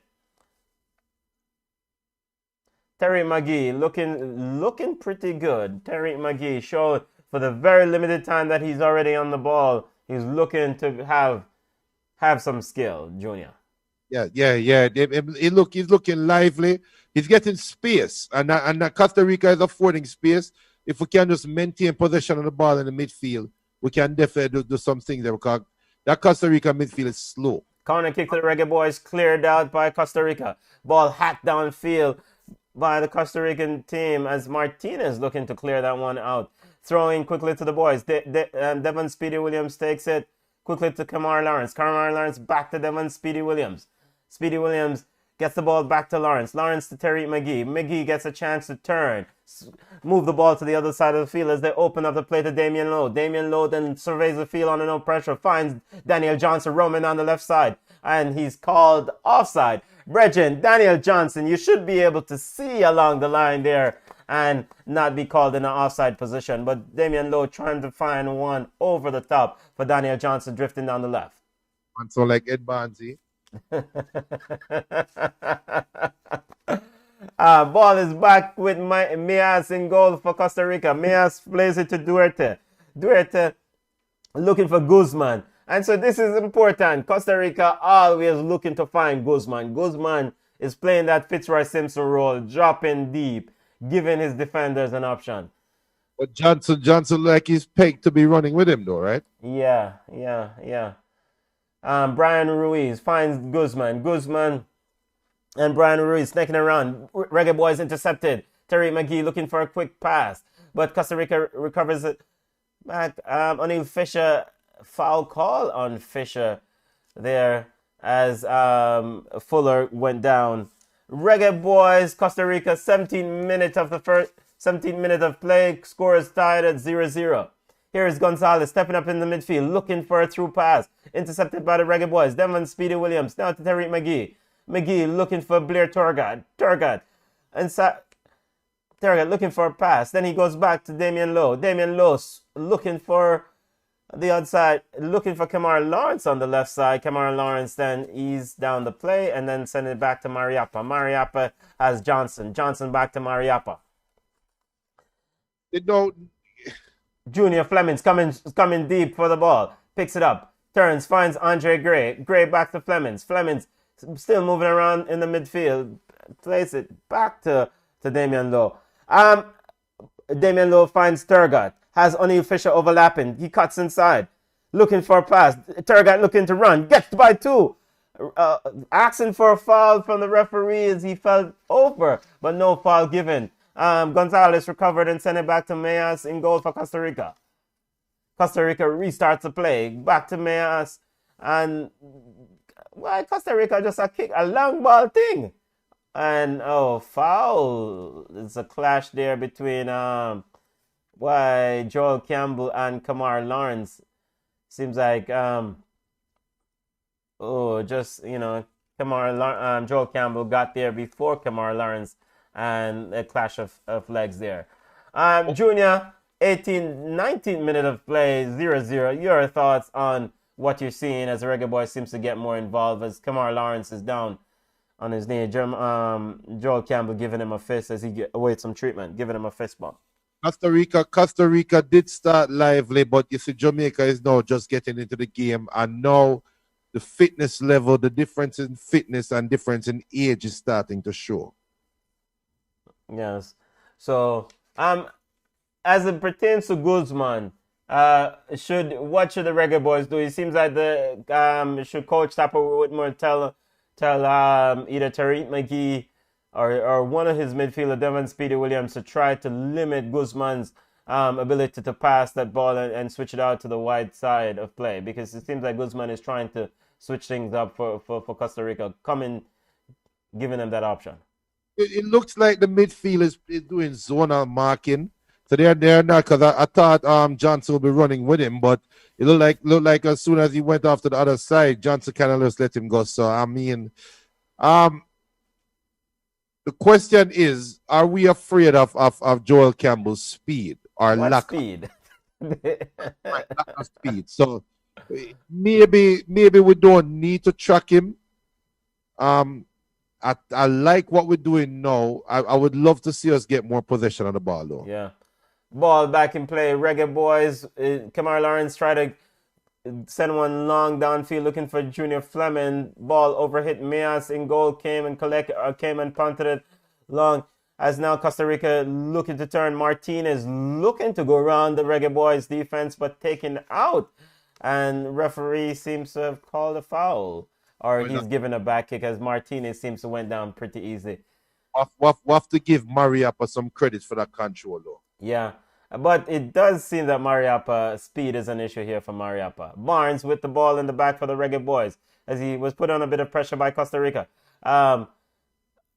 He clears it out looking for Devon, looking for Terry McGee. Bit of pressure. Costa Rica player went down, asking for a free kick. Terry McGee turns in Jamaica's half, looking for options. carries up towards the center circle, finds Daniel Johnson. Daniel Johnson looking for Devon Williams. Devon Williams have Turgot coming short. Plays it to Turgot. Turgot back to Williams. Williams to Daniel Johnson. Daniel Johnson to Williams. Williams to Damian Lowe. Damian Lowe back to Williams. Williams, Reggaeboyz passing the ball.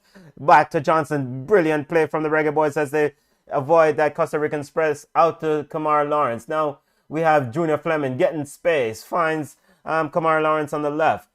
Junior Fleming back to Devon Speedy Williams. Devon Speedy Williams back to Mariappa. And the Reggaeboyz slows it down a bit, but it seems Costa Rica is providing a bit of pressure and the Reggaeboyz finding their passes, which is a good sign. They are chasing the game now. Costa Rica is chasing the game. Jamaica is getting comfortable. Remember, Costa Rican coach he was the former Honduras coach. I remember Honduras play a high pressure game. Here is Joel Campbell on the right, Joel Campbell looking to take on to Salah Devon Speedy Williams, and of course Devon Speedy Williams says no, bro, that's not gonna happen. Foul call on the Reggaeboyz. Free kick to Costa Rica on the right side of the 18-yard box. Yo, our Junior Fleming, he's trying to sell at Junior Fleming there. Easy. Joel Campbell, don't bother with that.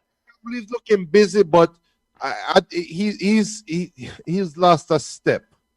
Yeah. And he's not. But he's definitely looking threatening. That fall, there's no need to hip check him though. Yeah. No need. Free kick to Costa Rica. Guzman in the box. Joel Campbell is taking the kick. Martinez in the box waiting for the delivery. Free kick is on the right side of the 18-yard box, about 5 yards out. Ball didn't get into the 6-yard box, cleared by the Reggaeboyz. Now recovered by Gonzalez. Gonzalez back to Joel Campbell. He's looking to go down the line. What kind of bad tackle that he beats by his first man, puts it in the box, headed out by the Reggaeboyz. Looking for Andre Gray. Recovered by Duarte. Costa Rica has it in the midfield. Come on, Reggaeboyz. Fuentes to Guzman. Guzman looking for option. Guzman getting time to turn as usual. He seems to find room in that middle of the field, looking for his options. Guzman finds Fuller on the left. Fuller looking for options as Costa Rica drives towards the Reggaeboyz goal. Ball blocked by Damian Lowe. Terry McGee helping to intercept the ball. A free kick call on a foul on Terry McGee as Brian Ruiz seems to have fouled Terry McGee. Free kick to the Reggaeboyz, about 5, 6, or 8 yards out from their 18-yard area. Lowe plays it to Williams. Williams taking his time. Find Daniel Johnson beside him. Daniel Johnson then finds O'Neal Fisher. Back to Damian Lowe. Ball to Daniel Johnson, who turns, looks for a long ball over the top to Blair Torgat. Torgat into the Costa Rican 18-yard box. Lays it off to Terry McGee. Terry McGee looking for options. Flips the ball over the air, looking for a hand kick, a free kick. A handball is called on the edge of the 18. Free kick to the Reggaeboyz. 19 yards out on the right side of the Costa Rican 18-yard box. Terry McGee looking like a player, Junior. Yeah, McGee's definitely been the best player so far. Yes. Free kick to the Reggaeboyz. About 19 yards out of Costa Rica's goal. Right towards right side of the 18-yard box. We have a few men that are standing over it. We have McGee, Johnson, and Junior Fleming also standing over it. It seems like Terry McGee has won the day, and he's the one who's going to be taking it. Daniel Johnson still in conversation, talking to McGee. Costa Rica has 5 in the wall with 1 laying on the ground. 19 yards out to the right side. Reggaeboyz. Free kick. Guzman asking Meas, is this wall okay? Is it okay? Johnson standing over it. Free kick to the Reggaeboyz. Johnson, Torgat, and McGee. McGee with the shot over the top into the stand. Goal kick to the to Costa Rica. And 20, You got to get Tariq McGee more involved in the play. Got to get. He looks like a player who can create something for Jamaica in this game. Ball. it's still 0-0. Yes, still 0-0. We're in the 26th minute of play. Costa Rica taking their time. We have Duarte on the ball, looking for options. Reggaeboyz is not pressing. Duarte now sends it long, looking for Fuller. Fuller looking to play something behind O'Neal Fisher, headed by Fisher. Fisher then gets it to Lowe, who then plays it back to Barnes. Barnes sends it upfield. Gonzalez heads it away for Costa Rica. Now we have Guzman on it. Ball to Fuentes. Fuentes to Gonzalez. They're knocking it around at the back as they're looking for option. Looking for option. Now the ball is with Duarte. Guzman showing himself and receives it for Costa Rica. Back to Guzman in the Costa Rican half, looking for option. Jamaica letting them have it, letting them decide what they wanted to do. He plays it to Fuentes. Fuentes then knocks it to Martinez. Martinez looks for Guzman. Guzman to Cruz. Cruz to Fuller. As Costa Rica going towards Jamaican half. Now they're on the outside of the 18-yard box. We have Fuller getting into the Jamaican, but Damian Lowe was able to usher him outside for a goal kick to the Reggaeboyz. Costa Rica is providing just enough threat to keep Jamaica honest, but I really think that Jamaica is more focused on keeping their shape. Reggaeboyz 0, Costa Rica 0. First threat that for Costa on the Jamaican goal that's Fuller burst into the box, right, Junior? I can remember earlier there was the breakaway as well, and the keeper had to come out and collect. So yeah. So Costa Rica is providing enough of a threat, but not enough to make it. I'm not worried. Barnes with the goal kick. McGee out jumped by Cruz in midfield. Now we have Costa Rica on ball with a Jamaican player down. Martinez to Campbell. Campbell to Martinez. Jamaican player still down. Martinez heading into the box. Intercepted by Daniel Johnson as Costa Rica look to take advantage of the Jamaican player being down. And it's 28 minutes gone in the game, and it's still 0-0. Marlon Z, 28 minutes gone, and it's still 0-0. Corner kick to the Costa Rican team. Joel Campbell heading over the... It seems like Joel Campbell does everything for Costa Rica. Brian Ruiz making himself... moving himself around in the box as he's picked up by Junior Fleming. Joel Campbell standing over it, getting ready to send it inside. Campbell's kick, headed away by the Reggaeboyz. Not out clearly. Daniel Johnson getting an extra purchase to get it out of the box. Headed back in by Gonzalez. Daniel Johnson again. He's everywhere. Daniel Johnson working free kick. A foul is called on Costa Rica. Foul on Daniel Johnson on the outside of Jamaica's 18. Quick take in. Damian Lowe sends it back to Barnes. Why did they take that kick so quickly and to put themselves under pressure? And this is where we talk about the lack of identity and the lack of willingness to move the ball from the midfield to build an attack. Yeah. Long ball down the field. Went all the way through to Miaz. Miaz in goal for Costa Rica. Now Miaz passing the ball around.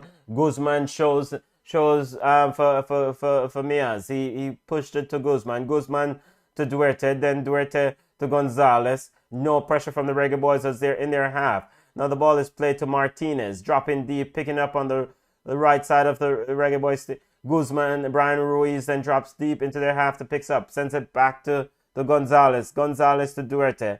Duarte to Guzman.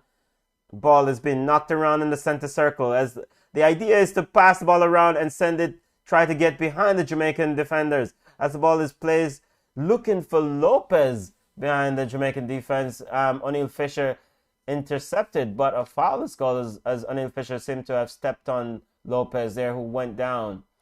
Lopez Lassiter went down pretty... Our Lassiter went down there, not Lopez Lassiter. So free kick to Costa Rica on the left side of Jamaica's 18-yard box, about 6 yards away. And of course, Guzman is standing over it. Jamaica puts 2 in the wall. Barnes is directing his wall. Guzman is directing the Costa Rican player what to do. Referee, 31st minute of the game. Ball into the box from Guzman, cleared away by the Reggaeboyz. And out, and it's recycled to Costa Rica. Ball is back to Duarte, standing in center field. Duarte waiting for is no pressure from the Reggaeboyz, just giving Costa Rica's defenders enough time to decide and do what they want to do. Are you impressed with that? You agree with that strategy? Let the Costa Rican center back have the ball without no press? I do, because you're not a threat of getting beat behind. Costa Rica is very slow, so why give them space? Lassiter almost around O'Neal Fisher, but covered by Damian Lowe. Damian Lowe then back to Fisher, and then he's fouled by Lassiter. Damian Lowe doing a very good job of covering his right back. Quickly pass to... Why these passes are so quick and putting ourselves under pressure? They're trying to bypass the midfield. It's obvious. Tariq McGee flicks it to Daniel Johnson. Daniel Johnson to O'Neal Fisher, who's pushing up the field. Free kick to the Reggaeboyz as Fisher's foul by Lassiter. Free kick to the Reggaeboyz in the center circle. Yo, the game is a bit disjointed. Not a free-flowing game. 0-0. We're in the 33rd minute of play. Daniel Johnson sent it on the left to Mariappa. Mariappa pushing into the midfield. Finds Kemar Lawrence. Kemar Lawrence into the into the Costa Rican half, looking to find Junior Fleming. Junior Fleming wasn't on the same page, but he was able to recover it. Ball to Andre Gray in front of the Costa Rican half. Ball now back into to Junior Fleming, recovered by the Reggaeboyz. Devon Speedy Williams now to Daniel Johnson. Daniel Johnson on the right side looking for Blair. Blair then back to Daniel Johnson. Devon Williams with options. Jamaica looking for options, looking for movement. Brilliant ball from cross from O'Neal Fisher, but picked up by Mayas. Good ball from Devon Speedy Williams. Now here comes Costa Rica trying to break through. Is that Lassiter? Lassiter looking for Joel Campbell. Joel Campbell now picks it up on the right. He has Kemar Lawrence at him, tracking him. Joel Campbell looking for option. Now he has Fuller on the overlap. Back to Joel Campbell.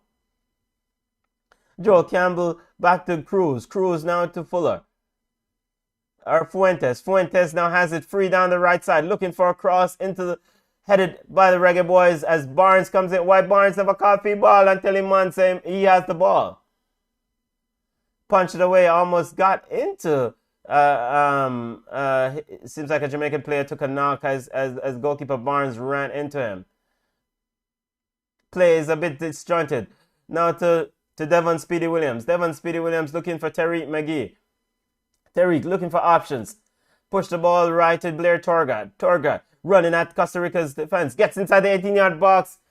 And the shot is not good. It's wide. Andre Gray was waiting for an option in the box. Blair Torgat expressed his apologies to Gray. Gray looked like an old foot forward junior. He looked like he's already out of breath. He's not getting any service. He's not getting any service. Mias with the goal kick for Costa Rica finds Brian Ruiz in midfield. Brian Ruiz, Daniel Johnson gives him a bit of pressure. He finds Cruz. Cruz looks for... Now the ball is with Guzman. Guzman in the center circle for Costa Rica. Looking for Lopez on the right for Costa Rica. Lopez looks for Martinez. Martinez to Joel Campbell. Joel Campbell finds Guzman, who finds Lassiter. Lassiter on the left, running at O'Neal Fisher. But O'Neal Fisher covering very well. Intercepted the return pass from Guzman. Now he has the play. It's so the strategy here is, as the ball is turned over, prevent the quick flow for the Reggaeboyz by fouling. So Brian Ruiz with the foul on O'Neal Fisher. And it's understandable. I guess you don't want him to have a quick counter. Yeah, but this is where the referee needs to start giving yellow card because it's obvious. It's obvious that that's a professional foul, and all professional fouls should get yellow cards, right? Or you give them a warning. Coach Tapper Whitmore shouting at his players to come on, knock the ball. And what kind of is that a foul throw, Bridging? Oh, what the box side are going here? Or was that their? Oh, there's a okay. There was a throw to the Reggaeboyz. Kamar Lawrence, free kick called on Costa Rica. Andre Gray's not getting any service. Ball to Devon Speedy Williams to Daniel Johnson to O'Neal Fisher. Back to Speedy Williams, back to Johnson, then back to Damian Lowe. Damian Lowe switches the play, looking for the left side, looking for Kamar Toxie Lawrence. Intercepted by Costa Rica, picked up by Junior Fleming. Junior Fleming trying to go at the Costa Rican defense, turn it over, picked up by Cruz to Guzman to Lassiter trying to find Brian Ruiz. Trying to find Martinez. Martinez is well cut out. It's well cut out by Damian Lowe. I think that Tapper needs to start thinking about a substitution because what the sub is going to be, but this game needs a change. I think the formation, something just is not jiving for Jamaica right now versus Costa Rica.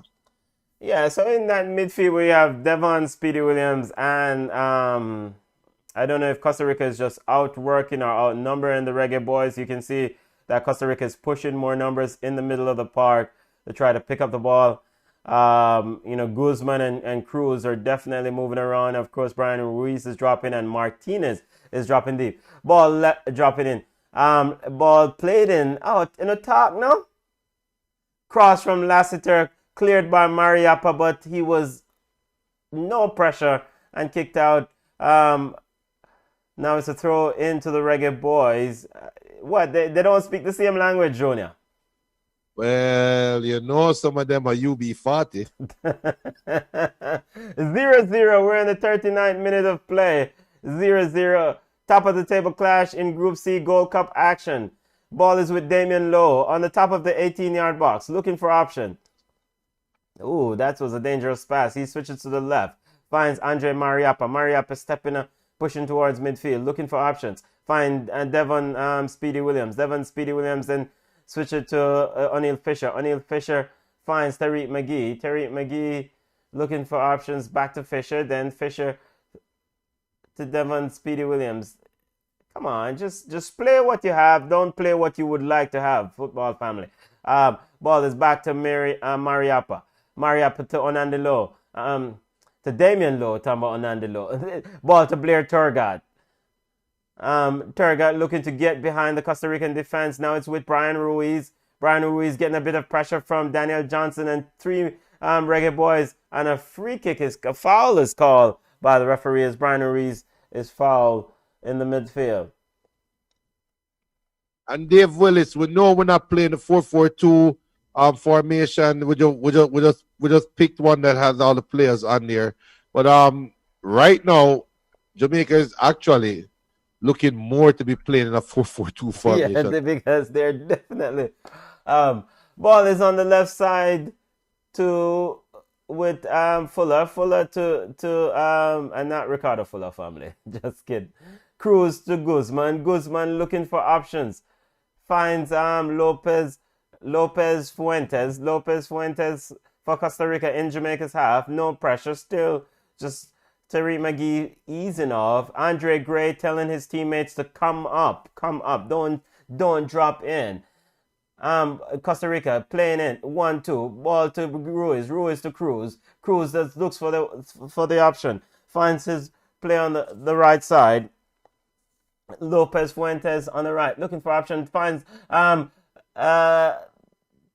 shot from Joel Campbell deflected and collected by goalkeeper Barnes. That was just a give up shot. Yeah, I mean, Andre Gray a while ago telling the players to not drop off, to come and engage. So it seems like there is something different. Reggaeboyz passing the ball. It seems like everybody want pass round at the buck. Passing around in the area. Costa Rica realized that there can be some pressure here. Ball is with Lassiter on the left side of the Jamaican 18-yard box. Ball to Brian Ruiz. Ruiz sends it into the 18. Kamar Taxi Lawrence played it off to Junior Fleming. Junior Fleming having a bit of pressure from Lopez, and it's a foul to the Reggaeboyz. Quickly taken. As Fleming to Williams. Williams to Johnson. Johnson back to Williams. Williams to Damian Lowe. Damian taking his time, looking for options. All right, Tariq, you got to go get the ball. If you're the creative role, you got to go get the ball. Ball to Kamara Toxie Lawrence. Now to Tariq McGee. Tariq then to Mariappa. No pressure, just taking his time. Find Damian Lowe. Damian looking for options. Find Speedy Williams in midfield. Williams getting a bit of pressure from Martinez. Then he plays it to Mariappa. We're in the center of the park. Speedy Williams moving around, trying to give options. Now Daniel Johnson show us an option. It's still 0-0. Sheldon Royce is still 0-0. Daniel Johnson pass behind the back line. Blair Torgut gets into the 18-yard box, but it's crossed. Mariappa! Oh! Andre Gray, you have more time.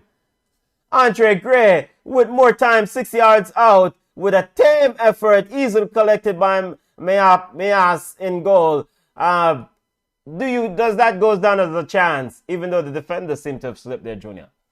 It's definitely a chance. Too far and few in between, but that's definitely a chance. Should have done better. I don't think he had more time, but I don't think he could have controlled it, but should have done better. Tahir, safe travel on the gravel, General. Safe travel and get home safe. Martinez turns it over as now ball is picked up by the Reggaeboyz. Andre Gray moved out to the right. He's picked it up on the right, looking for options. Played back. Back. Ball is back with Daniel Johnson. Come on, guys. Let's go. Ball to Mariappa in Costa Rica half. Now with Kamar Taxi Lawrence. Finds Junior Fleming. Junior Fleming looking for option. Finds Daniel Johnson. Ball in Costa Rica half. Daniel Johnson with a nice pass. Flips off to Andre Gray. Andre Gray looking to a shot in the 18-yard box. Shot! Saved by Mias. Daniel Johnson can actually pass the ball. He has a very good pass. Second time, the previous one to Blair Torgut. That was going in at the near post. Mias was a good save, kick save to get it out for a corner kick to the Reggaeboyz. Yes, Sean, and we got you, Sean. Real talk. And it's still 0-0, people. There is some threat. But still 0-0. Reggaeboyz seems to up in the tempo. Corner kick to the Reggaeboyz. Tariq McGee with the kick. 44th minute of play. A very tame kick. Didn't beat the first man. Recovered by Daniel Johnson. Daniel Johnson to Kamar Lawrence. Kamar Lawrence shot, and that one is wide. Out for a goal kick. Big up to Dave. Dave Willis watching right now in France. You can watch it online on FS2 if you have Fox Sports. You can also watch it on Flow Sports. And there's also a link that's been passed around in the chat that you can watch it. 0-0. We're in the 45th minute of play. Reggaeboyz, Costa Rica. Current standing, both teams are tied on 7 points. Costa Rica, if this result holds, Costa Rica will go through it as the winner of the group, and they will take on Canada this weekend in the next round of play. Throw into the Reggaeboyz, and of course Jamaica will take on USA in the next round of play. Throw to Kamar Taxi Lawrence. He throws it to Mariappa. Jamaica now just waiting. Mariappa to Speedy Williams. Speedy Williams finds O'Neal Fisher with acres of room on the right side in the Costa Rican half. Fisher to Williams. Williams to McGee. McGee switched the play onto the left side. Good pass, looking for Kamar Tox, looking for Junior Fleming. Junior Fleming's into the box, looking for option. Junior Fleming's shot. Saved by Mias. Tame effort in the end.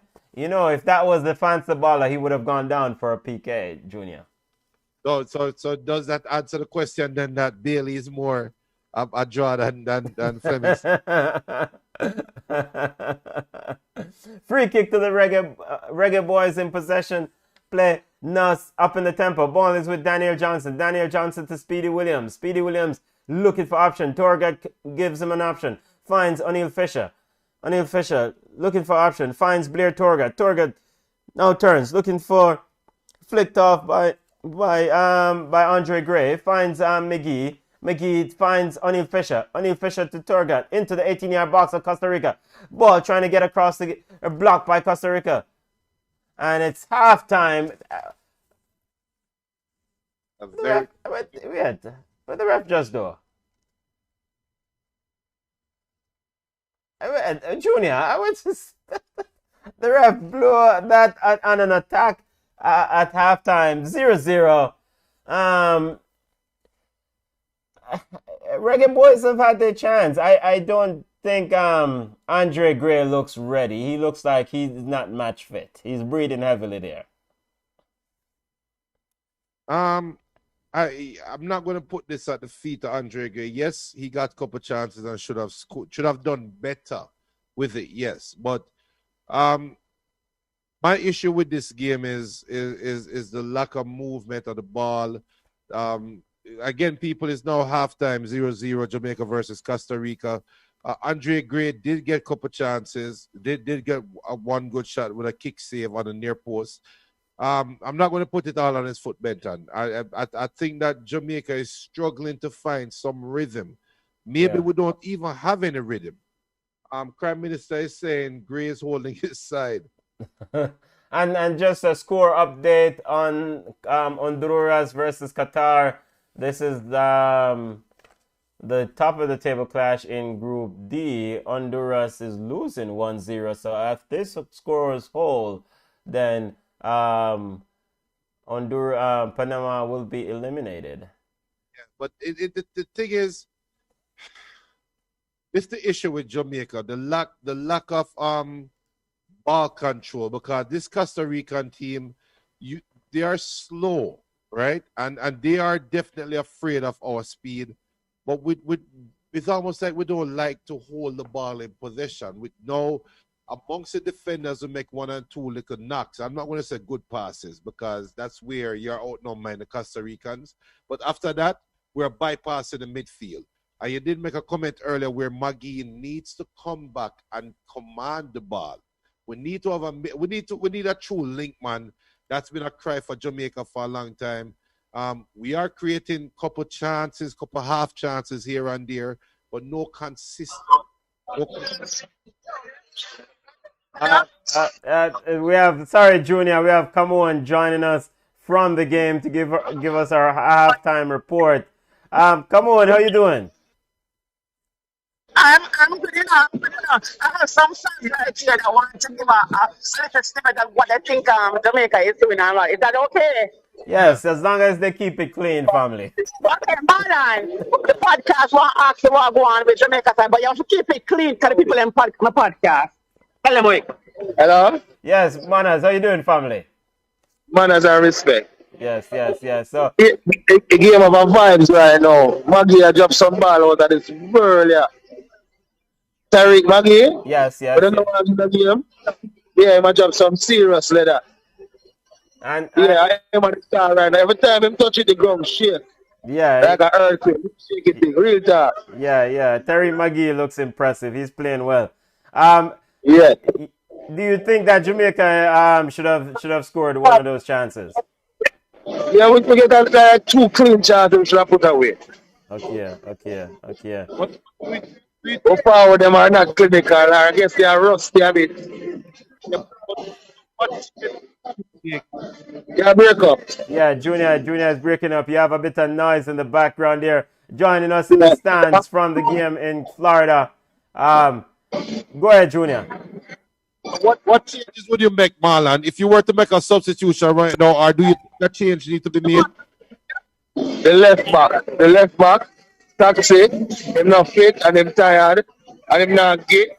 when I'm going forward, I'm not giving the team enough width because I'm tired and they don't want to run. So I will make a left back change right now as it stands. Okay, so you would bring in Amari Bell. You're breaking up. Would you bring in Amari Bell to replace Taxi at halftime? Yes, I will. I would. Yeah, okay. Absolutely. What's your official prediction? How you think this one will end up? Huh? How you think you will finish? Your signal is poor. Your final score. Your final score. Final score. Football family, Marlon joining us from the stadium. I'm not going that.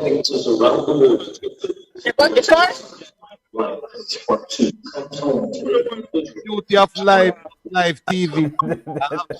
Live. The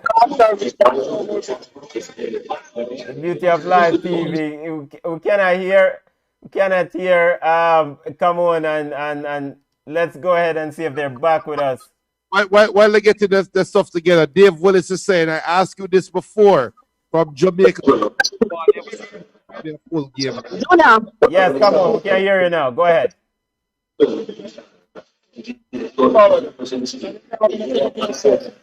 you hear me? Yes, we can. Go ahead. Come on.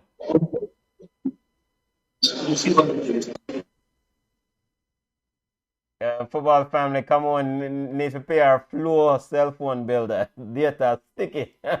Junior, you were saying? Yeah, so Dave is asking a question. Dave is saying, I asked you this before. From Jamaica playing football, you ever see Jamaica play a full game good? Fritz saying weather issues, signal poor, can't signal the plane. Yeah. Let's see if we can get come on back on here. Bubba Peace is saying the man them improve a sorrowful look. Marco Pratt is saying goodbye Panama. Big up Marco. Marco saying goodbye Panama. I'm sorry. I think Jamaica is still lacking that midfield presence, and I think chemistry, the lack of chemistry is showing, because it's easy for knock the ball around when you have less opposition around you, but where the chemistry, where the one-touch football shows is when you're bouncing it around a stuck midfield. And Costa Rica, I don't even know why they're stuck in the midfield, because Jamaica has no intention of playing the ball through the midfield. Yeah. We seems to can't get come on back, but if we do get her back, family, she will join us at the end of the show. And you know, it's a pretty noisy background here. So, but Marlon said that he felt he's also at the game. He felt like Taxi's a liability. He's not giving enough width in terms of providing width for the play. Your thoughts on that? And he would make a sub and bring on Amari Bell Jr. I wouldn't waste Bell, because I don't think Bell is the solution. I don't think the left back is the solution. Junior, I'm entering. Yes, see, we got come on back. Can you hear us? I can. So it's loud. I'm trying to find a quiet place to talk, but it's very, very loud in the stadium. Okay. A lot of vibes, man. Vibes. Okay, that's good. We can hear you now. So your thoughts on the first half? Come on, just run it. It's a little scrappy. The pitch is wet and slippery, as we can see, and whatever. And some of the players are playing for the first time in the competition, so they're a little bit getting their feet wet. I must admit that I am really, really impressed with Tyree McGee. I mean, his touches are great. His vision is good. I mean, like, he had, I think, one of the best moments in the game so far. And you could tell when the Costa Rican fans and the Jamaican fans are like, you know, got out of their seat cheering the young man on. So we expect a lot from McGee. I don't think Papa should sub him. Let him play the entire 90 because he's doing well. Gray, the striker, he had a couple opportunities. He kind of missed it. But I would not sub him because he is actually running the channels, and he's doing what he's supposed to do. Getting the chances, creating the chances, just at, you know, the goalkeeper and whatever. But I think he will he will do well as the game progresses. I think Taxi is having a bad game. We don't know, why, but he now have a good game. But overall, I think we are going to win this game. Costa Rica look tired and old.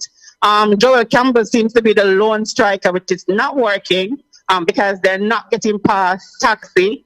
I'm a little bit worried about the number 11 on O'Neal Fisher. O'Neal Fisher, is beaten a couple times and, kind of wonder what is going on right there. But as I said, the pitch is slippery. Everybody's slipping. Sometimes the ball rolls, sometimes the ball not roll well. Fleming is having an okay game. I don't know if he's going to pick up the tempo, but I expect to see a couple of changes as well. I think Damian said he was injured or, indicated that he had a little bit of injury. But overall, this is a better game than what we saw versus Guadeloupe. So I think Tapa is onto something, as in, making the required subs and, letting the players kind of grow into the tournament. So I expect Jamaica to pull this out to win the group. Might not be easy because Costa Rica is a scrappy team, but Jamaica is doing well. I am happy with the play so far. And as it pertains to the number 11, you're talking about Lassiter, who's been able to get behind O'Neal Fisher on that right side a couple of times. But you would stick with O'Neal Fisher still, knowing that he might be vulnerable with Lassiter on that side, or you'd try to disrupt the passing because of Guzman and Brian Ruiz coming deep and trying to ping ball over the back. Yeah, but I mean, if Costa Rica don't make any changes, I would not make any changes. But for me, I think in that regards. But if he's going to be on the pitch, Lassiter's going to be on the pitch, I think O'Neal needs to be stopped. I really do. I think most of the chances for Costa Rica, have come through O'Neal's side, and it's I guess we have to see. Maybe he comes out and he plays better in the second half, but he has been beaten a couple of times, and it's a little bit worrisome on that end. So Tapa have enough players who are not on yellow cards who I think would be capable to fill that slot. So let us see what he does. So far, he has been managing well. People in the stands bar not for Bailey. Bailey's on a yellow card, so I don't know if this is the game to bring in Bailey. Because Costa Rica, they're doing a lot of diving, a lot of tossing as well, so we're not sure. Okay. But let's see what happens in the second half. But as I say, I am pleased with what I am watching in the first half. And it's very hard to get. Come on, please. Yeah, Junior. Jordan Williams is saying the left back is fine because he needs the minutes, and it shows in the middle. We needed Ravel in this tournament. I really thought Johnson had more to offer. All right. Come on, stay safe. No, I disagree with the Johnson. I think two times actually, DJ saved us. So I think DJ is solid enough in the middle. Yes, we might miss Ravel, but I do think that if Tyree McGee gets more minutes, and we, this, and I am skeptical about Speedy Williams, but Speedy Williams is having a good game. So the DJ, the Speedy, and the Tyree McGee, I mean, they're causing a lot of fits and starts for Costa Rica. They're giving them trouble. Versus the other two games, we were complaining that the middle was non-existent. Now we have players who are actually playing the minutes. I think DJ is okay. Yes, O'Neal Fisher needs minutes, but we also want to win the group. Okay. Football report from the stand. Well, come on, did you get a poncho? I actually didn't get a poncho because the weather channel in my hotel room didn't say anything about a hurricane. So I didn't. It's still raining a little, but for the most part, where I'm sitting, the seat is covered. I mean, I'm from the islands, but a little wet boy do me. So yeah. I think I might stay for the Panama and Grenada game as well. You should listen to the Roy Forrester commentary, Junior. But stay safe. We'll touch base with you at the end of the game, all right? All right, cool. Anything else, Junior? No, that's it. You miss it. You miss the Roy Forrester commentary because I would have gotten you there safely until when to go and find cover. All right. Talk to you guys at the end. All right, stay safe. Let's, Yes, family. let's sync up the times because your stream is a little bit like about a minute earlier. So you are more live than most people that are watching along with us right now. So how do I sync up the stream, General? Turn off my TV. Hit pause when the game is about to start, and I'll tell you when they play. I should hit pause when the game's about to start. Yeah, okay. I'll go on. All right. We're slowing it down here for the rest of the football family. All right. So so you know the players are back on the field, right?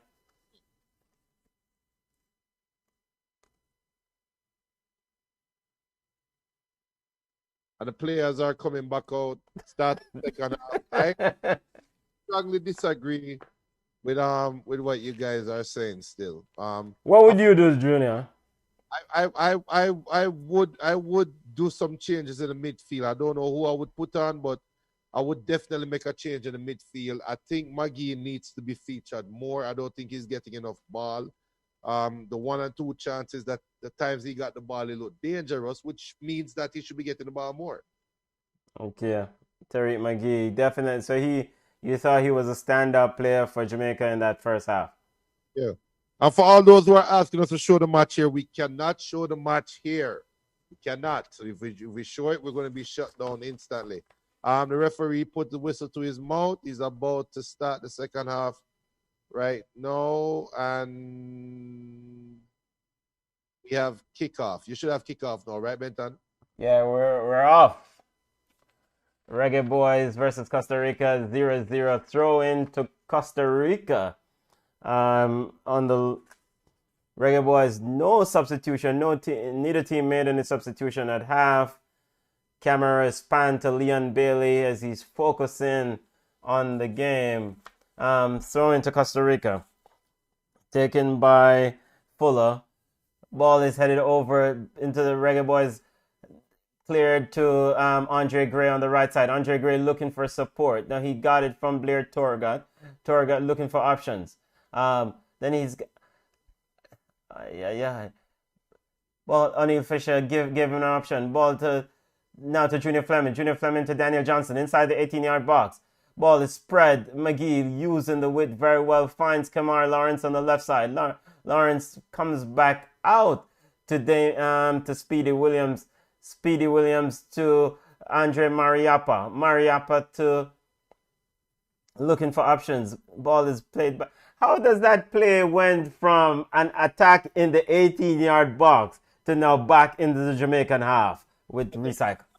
Attack on the right side of the 18-yard box and then all the way back in the Jamaican half on the left side. Yeah.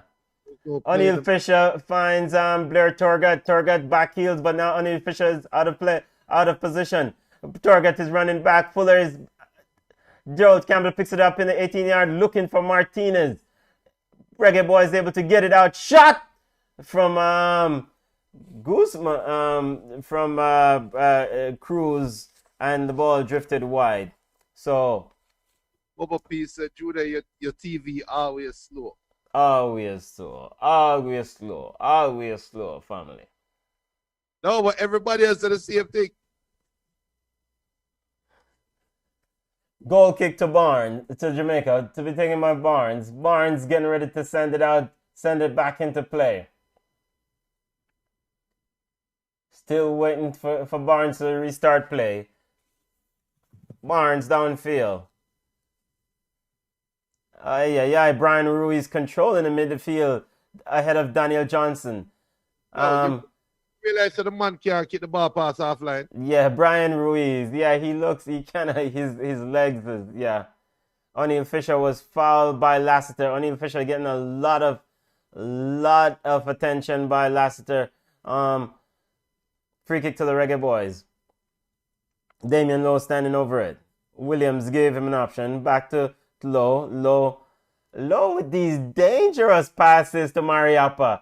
Mariappa under pressure from Martinez, but he was able to get it through.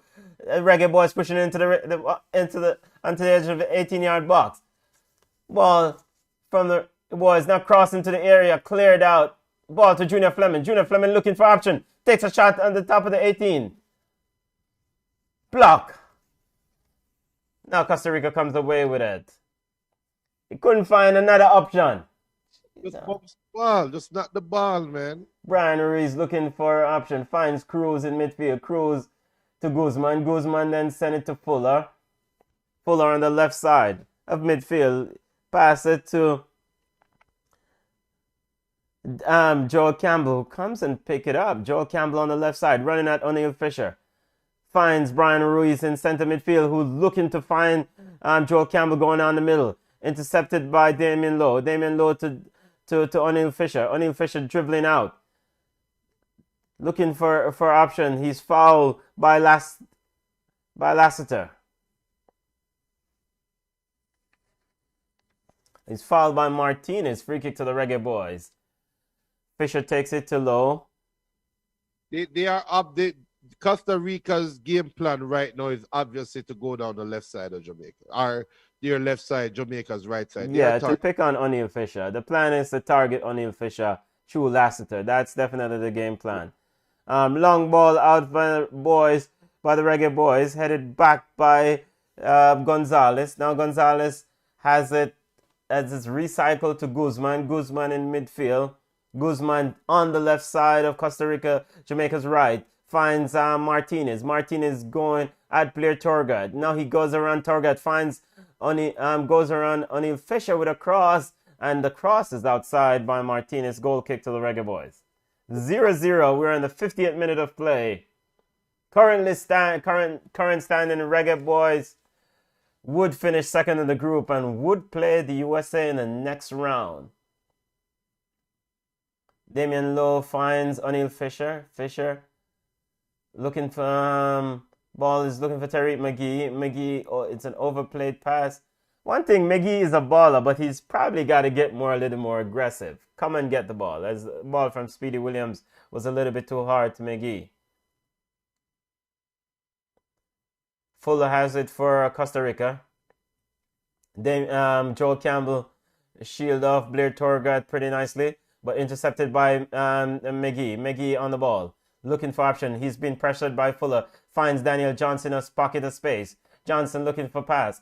Looking to find Taxi Lawrence down the left. Taxi Lawrence finds Turgat. Turgat to Gray. Gray is wide open in the box, and a shot at the post. Brother, yo, man.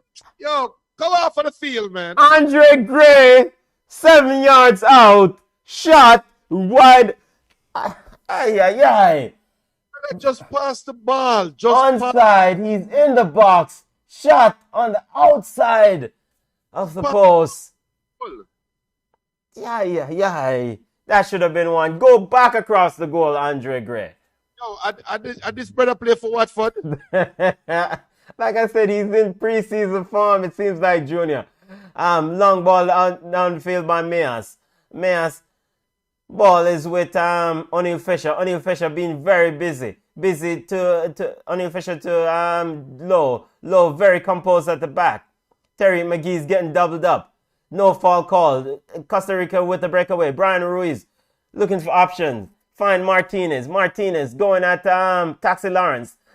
Then the ball is to to Lassiter. Lassiter intercepted by the Reggaeboyz. Reggaeboyz comes away with it. Now Terry McGee trying to find Terry McGee. Broken up by Fuller. Fuller with a sliding tackle. And McGee didn't want to get into it. Costa Rica into the 18-yard box as Fisher whiffed on it. Oh, goal for Costa Rica. Brian Ruiz.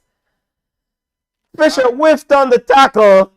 Martinez with the cross. Ruiz jumped above Lowe and Mariappa.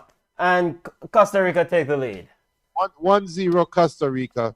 I told you guys this is going to be a 1-1 game, and it's good. It's going to be a 1-all game.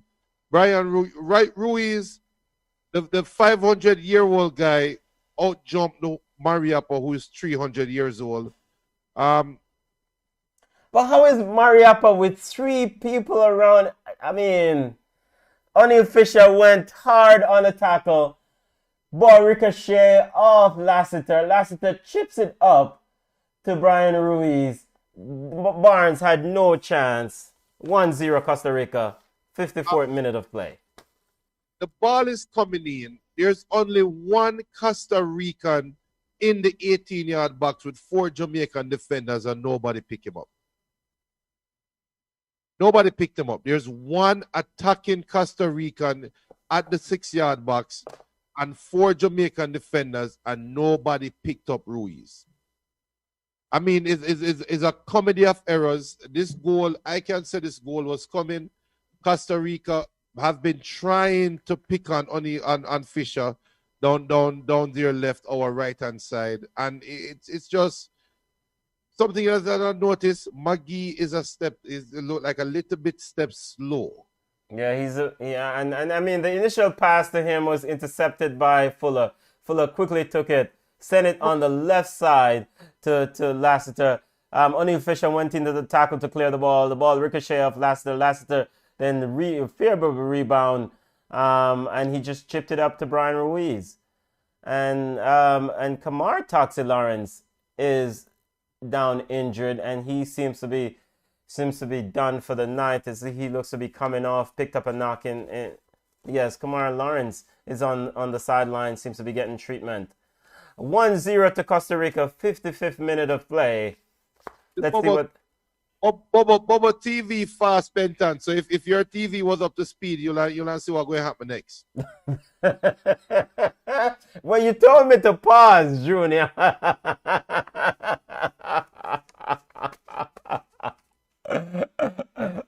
Brian Ruiz with the ball as Costa Rica looking to attack. Brian Ruiz passing it around. But big up to all the Costa Ricans that are now in the Flow Sports chat. Ay. Costa Rica ahead 1-0. Ball to Lassiter. Lassiter crossed it across the Jamaican goal, headed out by Fisher for a corner kick as Jamaica is shocked by that go-ahead goal for Costa Rica, trying to get themselves organized. And Kamar Toxie Lawrence still on the sideline, receiving treatment, waiting to come back in. Corner kick to Costa Rica. And this is crazy, guys. This is crazy. Bubba Peace, is it Bubba Peace that said it? Corner kick to Costa Rica. Corner kick to Costa Rica. Junior Fleming signaling sub to the coaching staff. Costa Rica taking the corner kick. Joe Campbell allowed to control the ball in the 18-yard box, trying to wiggle his way. Finally cleared out by the Reggaeboyz. Awagwan.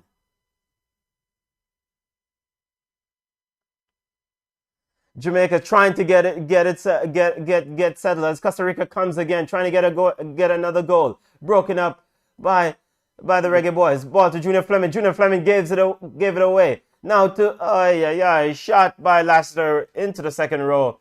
The Jamaican midfield is wobbling. Definitely wobbling. Speedy Williams and Daniel Johnson seems to be all over the place. They have to calm themselves and get control of this game. Costa Rica leading the game 1-0. And a Jamaican player seems to need some attention again. Jacob Caceres, big respect. Salute all the Costa Ricans out there watching right now. I know you guys are happy. 2 Jamaicans are calling for substitutions right now. Kamar Lawrence and Junior Flemings. So Bell is getting ready to come on. Yeah, but so Junior just went off, received treatment. Amari Bell getting some instructions from the coaching from Paul Hall, assistant coach Paul Hall. And it seems like Kamar Toxie Lawrence day is done. Hopefully it's nothing too severe.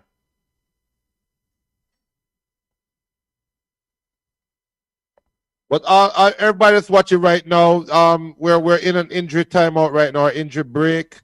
Kamar Lawrence. They're replaying the goal.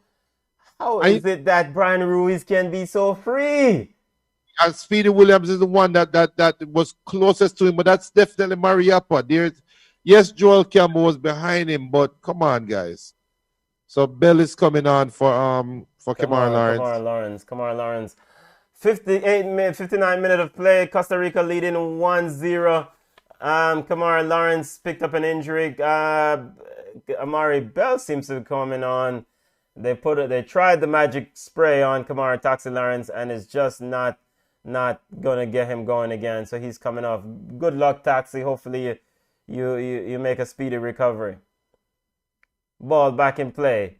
Pounded out by Barnes. Now Costa Rica comes again. Lassiter definitely going at O'Neill Fisher. Yo, how long am I take to make the sub?